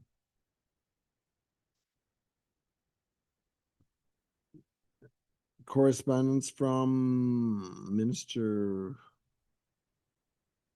Bronwyn Ma, Minister of Infrastructure, with regards to the CT, thanking us for the letter regarding the need for a CT scanner in Golden. Identifying that they are the ministry responsible, reiterating that BC is facing financial pressures and it's limiting their ability to expand the capital plan for this year, and stating that a CT in Golden could not be supported in the budget 2026. And they encourage us to continue to work with the Interior Health Authority to ensure this project remains a high priority. To that end, I guess Mr. Denegari will provide possibly an in-camera update to council with regards to a meeting that we had with Diane Schindrick, who is the VP of Clinical Services, and Lindsay Hatew. And I can't remember Lindsay's title, I'm sorry. But anyway, so we continue to follow up on this project, and there has been some ongoing face-to-face communications with IH on this item. And like I say, we'll give you this in a closed portion, possibly not today, but at the next council meeting for sure. Comments? Sorry, my apologies. That's okay. I know, I was left wondering, because was there not a mobile CT unit? Like, I understand they're saying it's not within the budget of 2026, but with a mobile CT unit that is no longer needed in Invermere due to the fact that they have now a CT space, would there not be options to go back and say, can we just look at what is available in the areas that could be translate? Because what happened to that mobile unit? Is it being used, or is it just sitting somewhere? You know, I'm not sure that I can speak that. My understanding is Invermere is one of the communities that is also looking to have ongoing CT services. And I don't know the status of Okay, the mobile unit. There was a mobile unit in Cranbrook. I thought it had been moved to Invermere, and then I thought that Yeah, it's my real recollection. I was just curious as to the fact that although it might not be in the budget, is there not other ways that we can look at budgeting to see what could potentially support our community better? and that was a big part of Okay. the discussion that we had. Thank you. Thank you for that.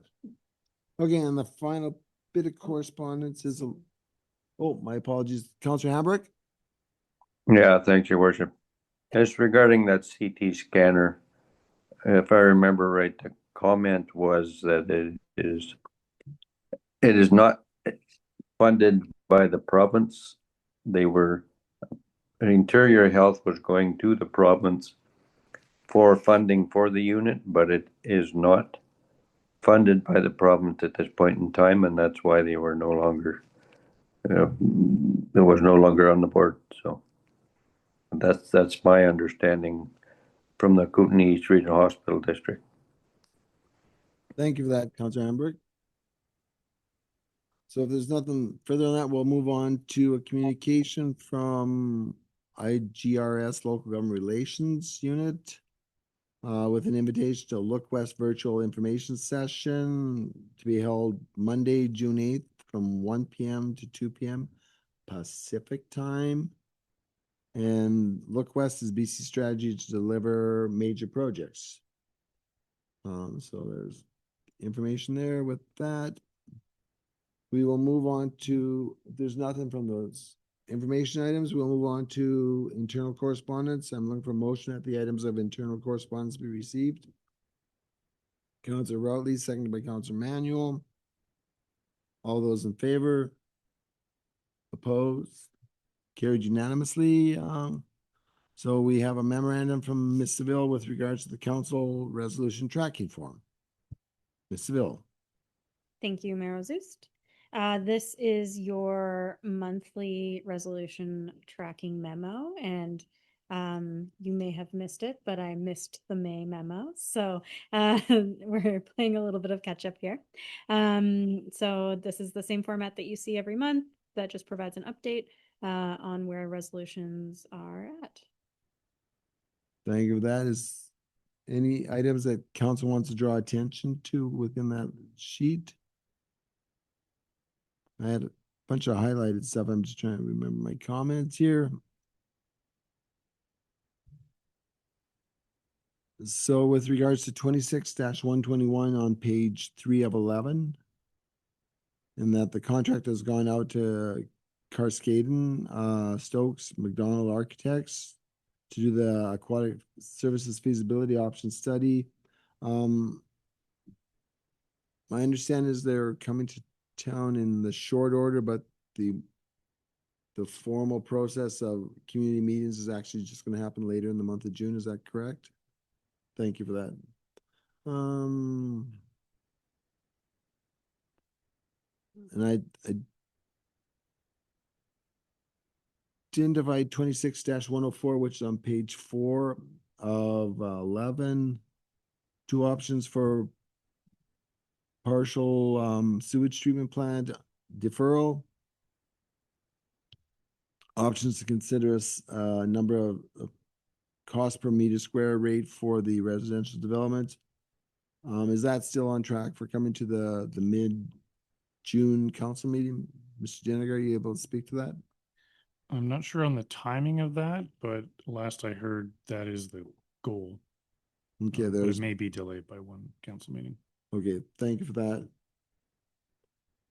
And then the most controversial topic of all, 26-87, which is on the bottom of page 4. Mr. Jeniger, are you able to provide any updates with regards to your conversations with CAOs from the other mountain time zone communities? Yes, I'll answer that in 1 hour. Yeah, so we've had some meetings, and Ms. Seville has joined in the calls because it's very much a communications project as well. So the aim is to have a single coordinated survey out to residents in all affected areas, coordinated by the communications teams of each and sent out by the RDEK. And then that data will be segmented and shared back with each jurisdiction to see what the feedback from the public is. And then that way council and each board can review both what your own community's thoughts are on it and compare it to the other communities in a broad level. Excellent. Thank you very much. Appreciate that updated information. Anything else, council? I'll leave that there for myself. There was some email discussion with regards to the frequency of the report. Is that something staff want council to deal with tonight, or is that? I would love to hear what council thought about it, and seeing as no one said anything about missing last month, perhaps bi-monthly is the natural cadence. We just want to make sure we're not overworking trying to update something that if it's not providing full value to. If it is valuable, we'll continue monthly, but if bi-monthly is fine, then it's one option. The other option is every 3 months, and we align it up to the quarterly reporting for the strategic plan. Very much up to council what you feel, and you can try something out. If you don't like it, we can switch back. Okay, so with that, we have a couple options before us. Broad discussion, where we provide opinion, or somebody gets a motion on the floor and that initiates the discussion. Seeing no desire to put a motion on the floor, we'll go to Councilor Cooper. I was just gonna give my 10 cents. I'm not 2 cents, it's 10 cents worth All right. tonight. Inflation. Inflation, CPI. I do see the value in maybe not every month because I understand the workload, but potentially would ask if we're not receiving it every month, which is fine. If it could be more included in the verbal update when the CEO is giving a verbal update to maybe make a comment on where we're at or something, just so we can hear about it. Because I do enjoy the tracker. I do think it really does keep me in line with knowing where we're at with things. So I do find it very valuable, but I understand it for the workload, it can be pushed back, not every other month or even a quarter. I'm fine with as long as we had some kind of verbal update along the way, if we could request something like that. Is that something staff have considered? How long do you want me to talk? No. What are we at? How many pages? We're at 11 Or pages. a highlight. Yeah, of so the shifting, because obviously things don't change all the time. So yeah, the verbal update could include highlights or ones that are of particular note where I don't actually want you to wait until that next month. And I think in some ways it may include those anyways, but I can make special point of ensuring that I don't miss those ones for you. Yeah, I can highlight them in the email that goes out as well. You'll see this because we'll mark it as a resolution update rather than just a general update. Thank you for that, Like we Ms. do. Ville. I just wanted to clarify from like a reporting perspective, it is really minimal staff effort to pull the report and put together the memo. I just brought it up with the CAO because I did miss it in May and no one noticed. I was like, is it too much? Does it make sense? Is this frequency a good amount of cadence? Just now that we're 1 year, just over a year in providing these reports to council. So I thought it was worth a check-in to see what the value is. Thank you for that. I've got two speakers, Councilor Manuel right now, and then Councilor Hambrick. I'm thinking that I'm looking through it, and there's quite a bit of pages there and quite a bit of information. But I'm thinking what I'm most concerned with is those things which are still in the works, or someone's working on them, or someone isn't. But the ones that have been achieved and dealt with, I don't see it as that much of a. I'm now interested because, well, they're done. We got something done. We put it on the shelf. And if we have any questions about it, we can find it and it's dealt with. It's the things that aren't dealt with, particularly 2 or 3 years old, or they're still being worked on. That's of interest. So for clarification, Councilman, you're talking about almost two lists, one that's ongoing and one list that is a list of achieved resolutions Yeah, something like that. for historical purposes. Comment, response, Mr. Jeniger?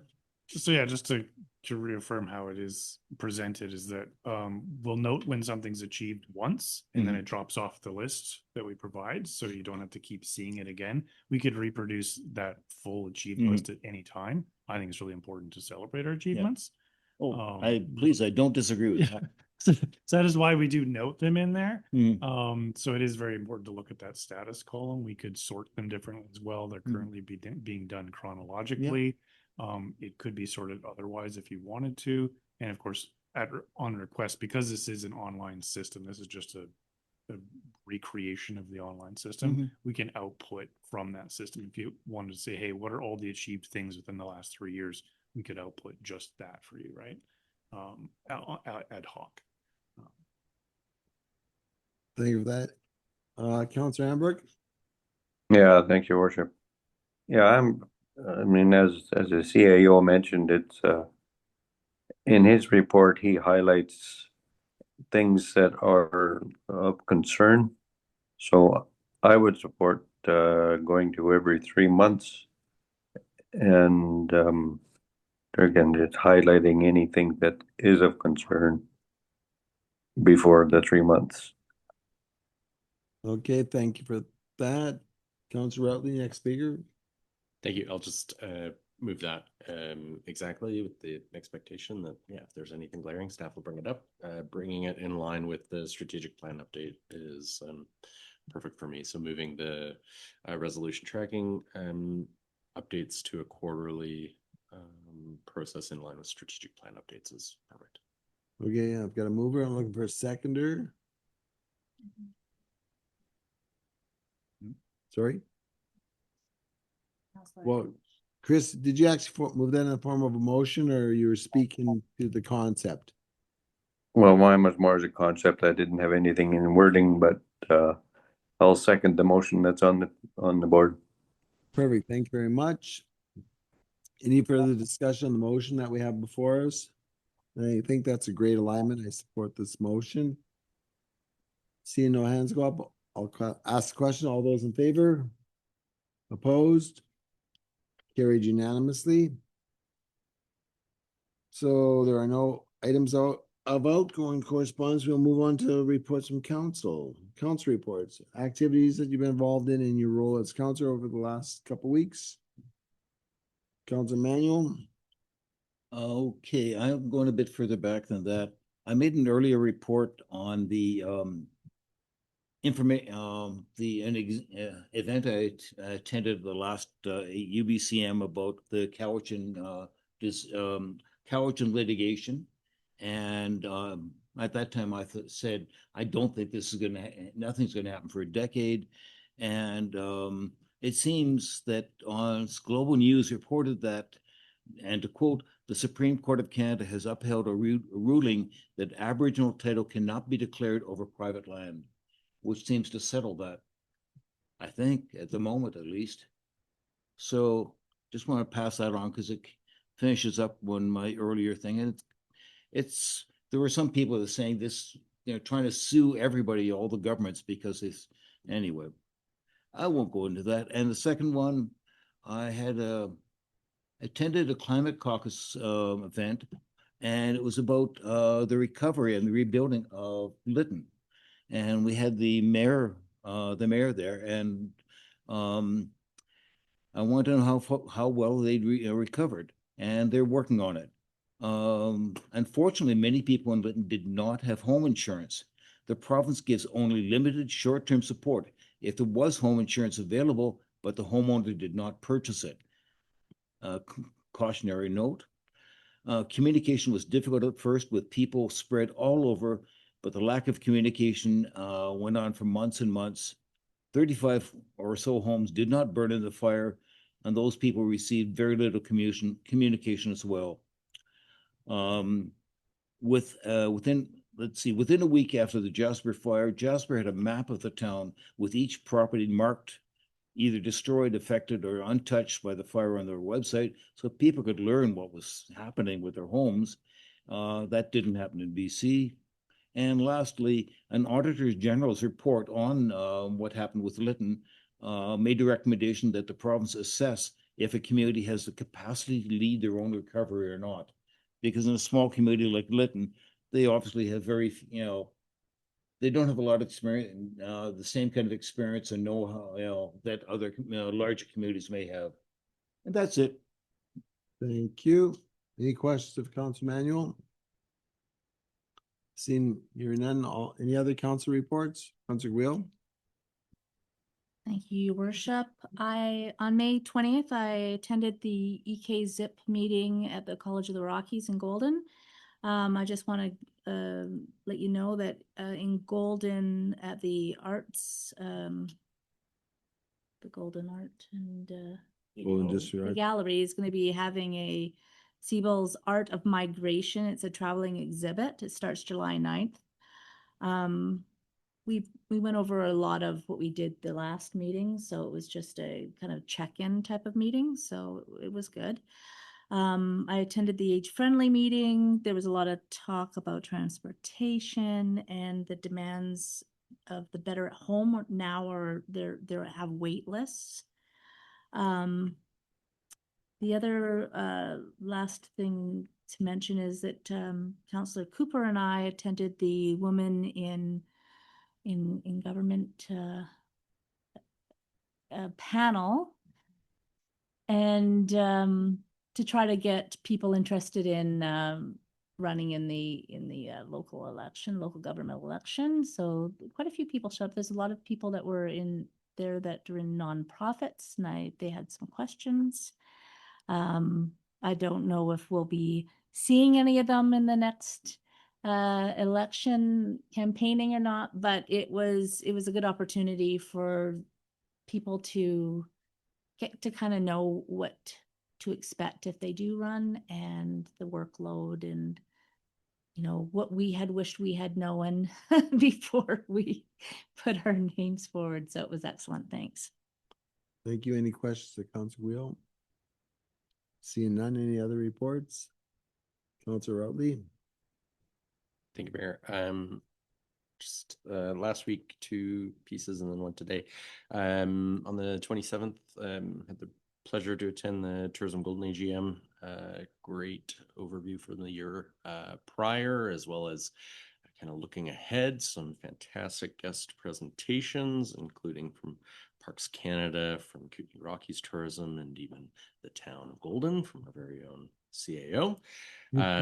Great discussions, and particularly from forgive me, I forget Brad's last name, but from Kootenai Rockies Tourism, that kind of looking at the looking west or look west tourism strategy and the demands that the province would love to see even more revenue going into general surplus, and just implications locally there. On the 29th, the Association of Kootenai Boundary Local Governments had its first board meeting with the new individuals having joined the board. Every year, we kind of take this opportunity to orient on priorities and then to set our committee appointments. As a board member, I'm sitting on the advocacy and on the resolutions committees. Advocacy is shining forward as a key priority for AKBLG moving forward, particularly as UBCM is starting to see a bit of a shift with their resolutions process and kind of the belief that the forwarding of resolutions is satisfactory for the purposes of advocacy. And so AKBLG is going to be taking on a far more active role and concentrated effort, whether it is through UBCM meetings, direct advocacy days to Victoria, submissions to any committee request, including budget, which is happening right now. And anyone in the viewing public can do that now, and really ensuring that the regional concerns are being heard, whether it's restoring certain funding accesses or seeing new services established for the greater benefit of the region. So fantastic work ahead. Earlier today, just before the council meeting today, I attended, as well as Councillors Manuel and Cooper, and Director Cathcart was there as well for the new Forest Act roadshow presentation, which is the first of 12 in BC, just going over some of the proposals with the new Forest Act, as kind of championed recently by the Boundary Watershed Security Society, I believe is what it's called. Really interesting overview, looking to bring, forest landscape planning and really localizing decision making, and integrating the inherent value of natural assets into how we're doing things, not just volume, but looking at value in the forests. So quite insightful, and I'll forward. Oh, Councillor Cooper's doing it right now. Okay, Councillor Cooper's going to forward a little circular that they had for local government. Thank you for that. Any questions for Councillor Routley? Seeing none, Councillor Hambrick? Yeah, thanks, Your Worship. Just one comment regarding Councillor Rowley's and the new Forest Act that has been proposed by the people that proposed it. I can't remember their name.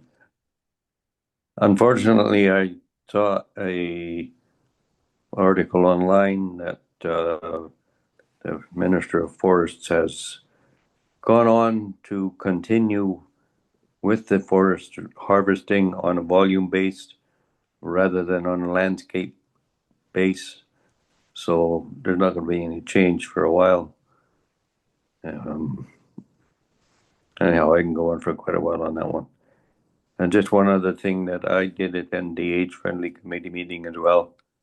I did put forward a bit of a report that stems from, we had a request from Red Arrow for a letter of support for what the services that they were providing. So I did a little more looking at that. Red Arrow and Ryder both provide daily transportation east and west.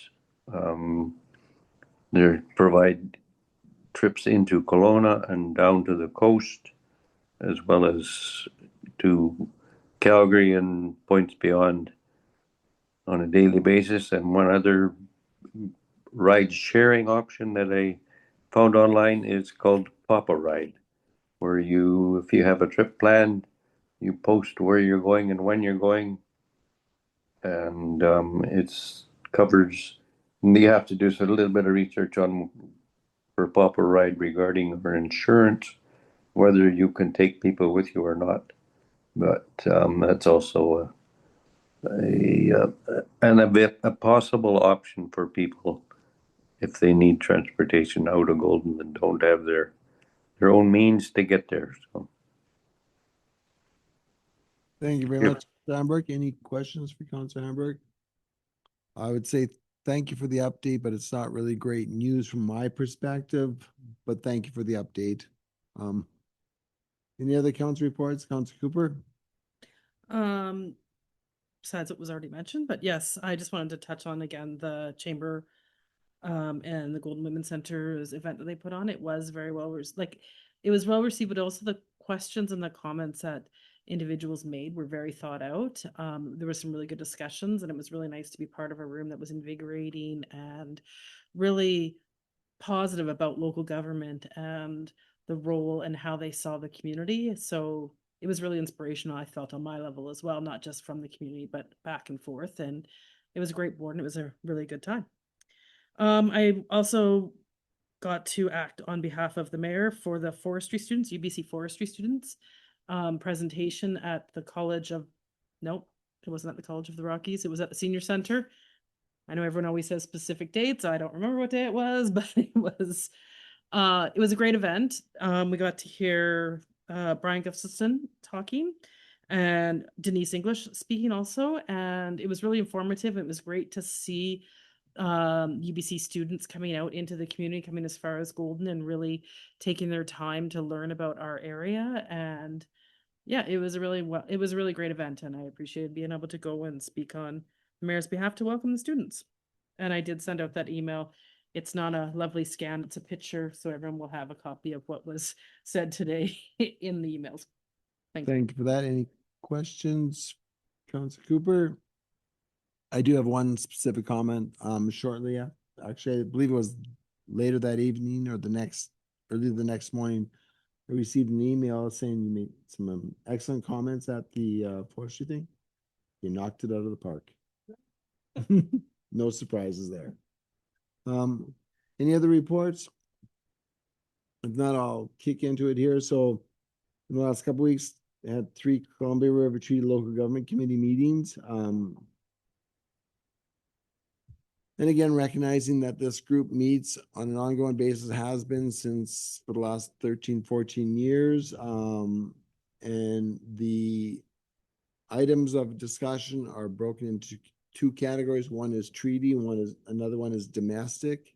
Many of the issues that have been raised over the process of bringing forward the concerns of the people of the basin are on the domestic side. We also had the introduction of new staff. There's a new negotiator, Chris, I think it's Gilmore, and there's also Kathy Eichenberger is retiring. And I think there's been an overlap, but the new person in that role is also a Chris. So there's 2 Chris's and I don't remember the last names. 10 to the Kicking Horse KHCCC, which is now renamed to Golden Chamber, serving Golden and area. Attended the AGM. Also had the opportunity to attend the Tourism Golden AGM. I think it was yesterday. I had an opportunity for a photo op at the striking, bright new bench in downtown Golden, the Pride Bench. It was really good to see that there, and it looks great. It will get your attention. It looks wonderful. Mr. Denegar and I had a meeting with the Ministry of Transportation and MOTT. Forgot what the other T is, but anyways, providing an update on the bridge. Ultimately, They're working hard on it. They acknowledge some delays. I do you recall, did they state a date when there was actually going to be traffic going over top of it? Okay, fair enough. Okay, and then the Clemens Schwab Regional District Board meeting, some exciting stuff like the Sophie report, statement of financial reporting. There was also a call to the directors for CSRD meetings with the ministers or ministerial staff. There's also the monthly reporting on the grants and aids, and just for Area A, there was 25,000 from the Area A grants and aid for the Little Mittens Animal Rescue for critical operating and vet expenses for domestic and wildlife rescues. And there's $25,000 to the Royal Canadian Legion 122 for event support. I always valued the ability to have a large grant and aid when I was the electoral area director. There was also the minutes from the Area A Local Advisory Committee meeting. And if anybody's interested in those, I can forward those to you. Oh, there was one comment from there that I wanted to share. Okay, there was a couple. One being that for those of us in town who might travel out of town, it was noted that Golden Donald Upper Road and Moberly Road and Oberg Johnson Road will be paved this year. Also, congratulations to the Nicholson Fire Department. They are identified and acknowledged as the Fire Department of the Year 2 years in a row. Yeah, I'll leave that at that. And for, if anybody's interested, there's the Regional Accessibility Advisory Committee meeting minutes were also presented to the board and accepted. And I'll leave it at that, and we'll move on to the next item on the agenda. Unless there's questions of any of those items. Councilor Griot, my apologies. What about the accessibility? Is that the one that they're working on that plan? Yes. And how close are they to having a plan? Actually, I'm not able to answer that question. I will forward you the minutes. Anything else on my report? If not, we will move on to Chief Administrative Officer verbal update from the CAO. Mr. Deniger. Thank you, Mr. Mayor. Also emailed to you shortly before this meeting, if you want to review it later. Starting off with myself, just happy to report that the Joint Job Evaluation Committee is making excellent progress. I'm personally very grateful for the amount of collaboration between QP members and management members.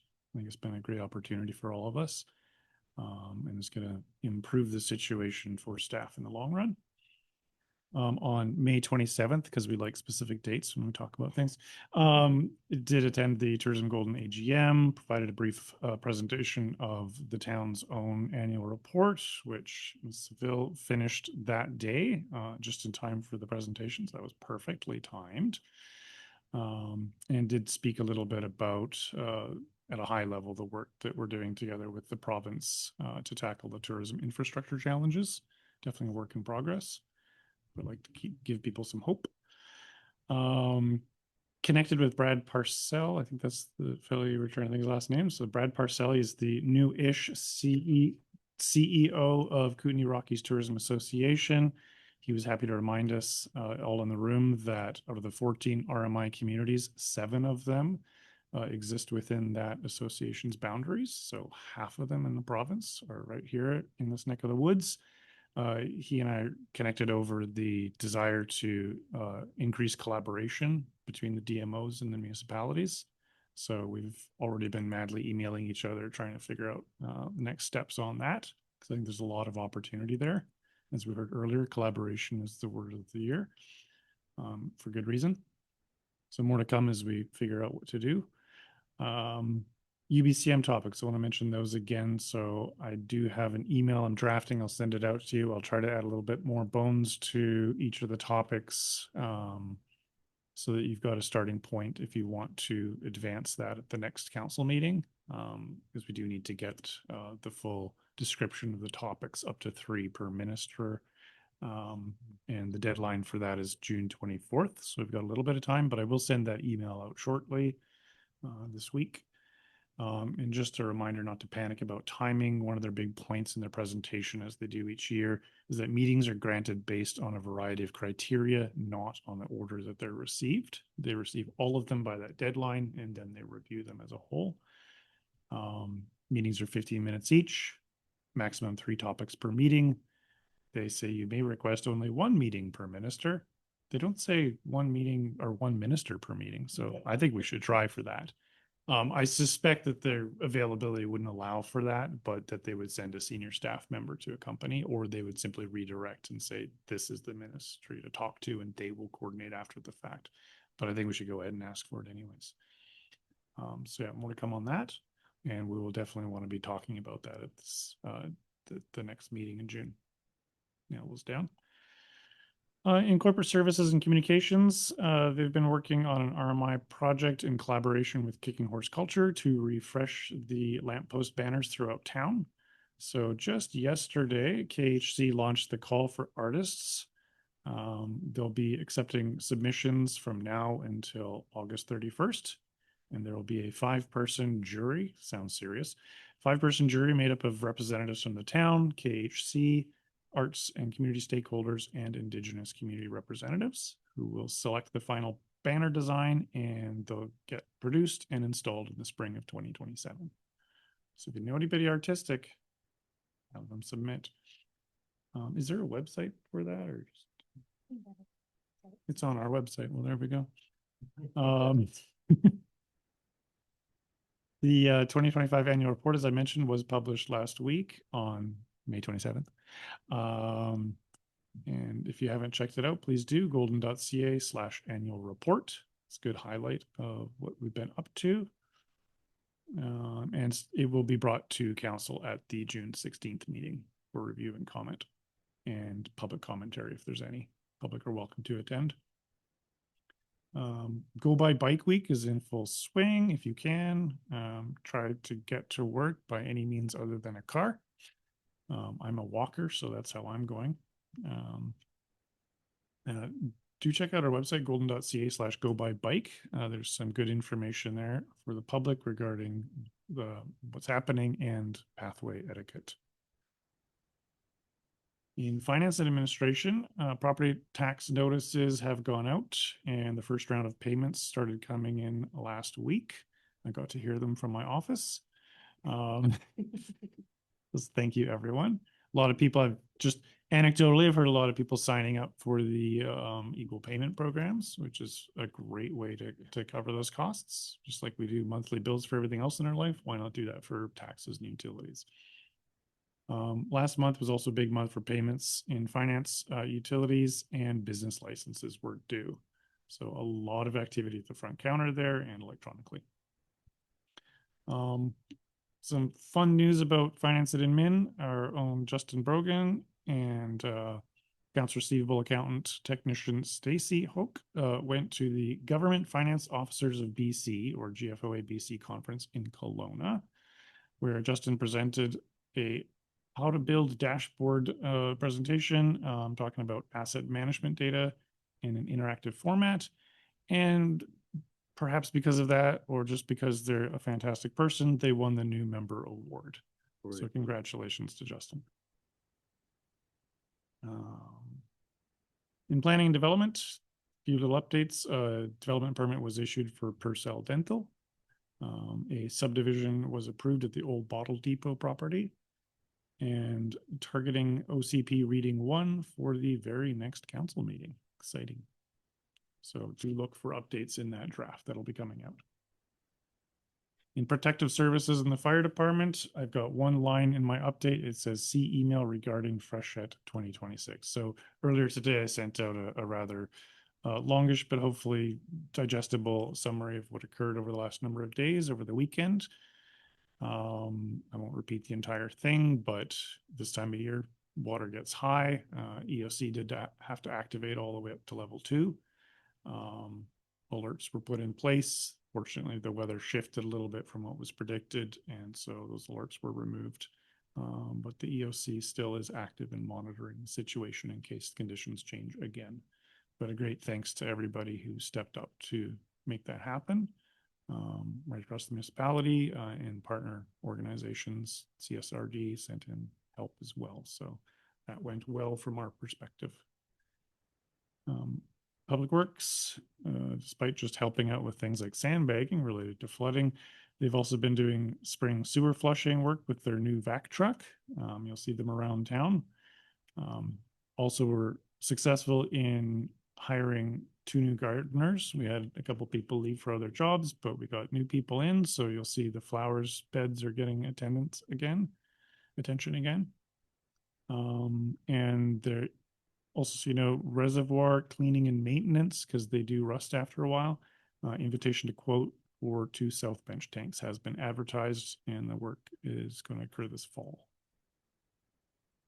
And last but not least, the Department of Fun Recreation Services staff will be hosting the first tour with Carskaden Stoke McDonald Architects. Sounds like a law firm, doesn't it? So them and their supporting engineering consultants are visiting starting tomorrow, June 3rd, and we'll be here the morning of Thursday, June 4th as well. An invitation to council, if you haven't received it in your email, you're welcome to meet up with them to make a personal connection with the team between 5:30 and 6:30 Wednesday in the arena lobby. I think they're open to the public as well if you happened by there, but this isn't the formal engagement. It's just if you want to see what their faces look like. Formal engagement with the public will be planned out and shared with council and the public when the time's right. Racket court surfacing work is being confirmed for mid-June.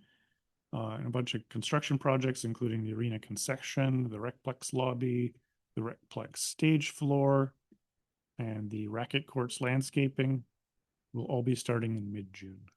So our director of rec is going to be very busy managing all these folks, and hopefully there are no barn swallows interfering with it.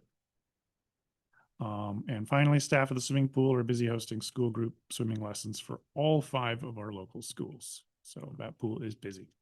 And that's my update for today. Any questions? Happy to answer. Thank you, Council. Any questions, Mr. Standegard?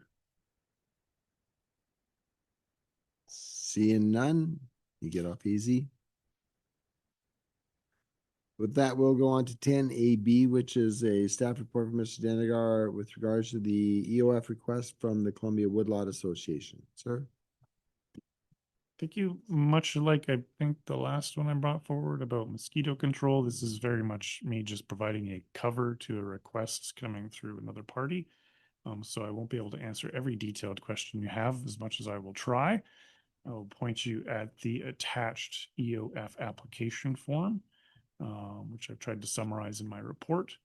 But basically, the Columbia Woodlot Association is looking for approval from council and concurrently from the board for $15,000 to advance the establishment of legal entities to secure the Golden Area Community Forest.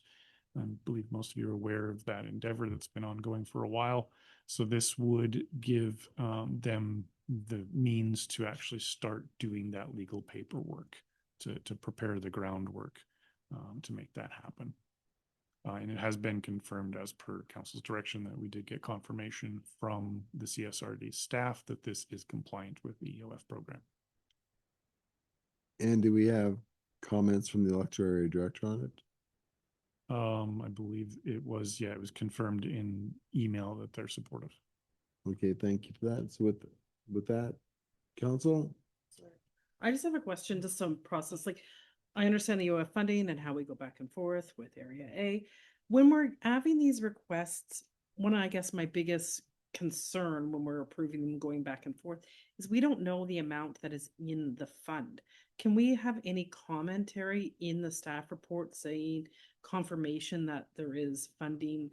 We haven't reached the maximum or something to that degree. Because I also find it quite hard sometimes to be like, okay, we'll approve EOF fundings. Well, we don't know what's in the fund. So, and I mean, I understand this is 15,000. It's not much at this point.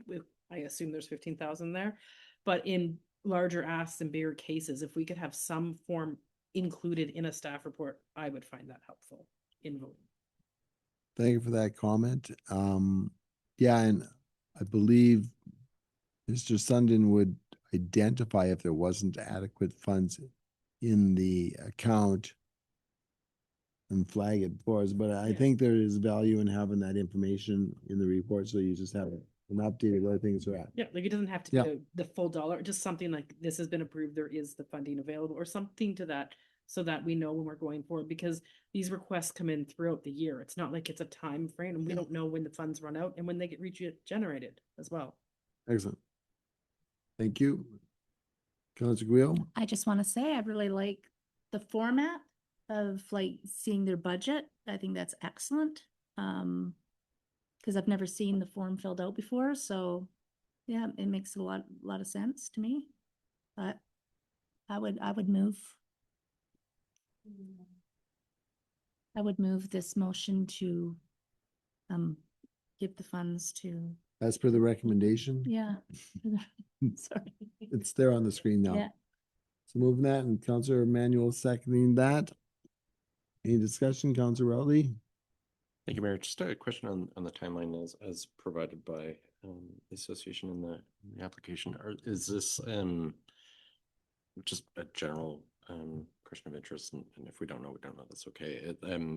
Are any of these possible to occur concurrently, or would we expect kind of just a serialized approach? So in 6 months' time, roughly, we could expect some sort of business name reservation for the limited partnerships and the general partnership, or can some of these things happen in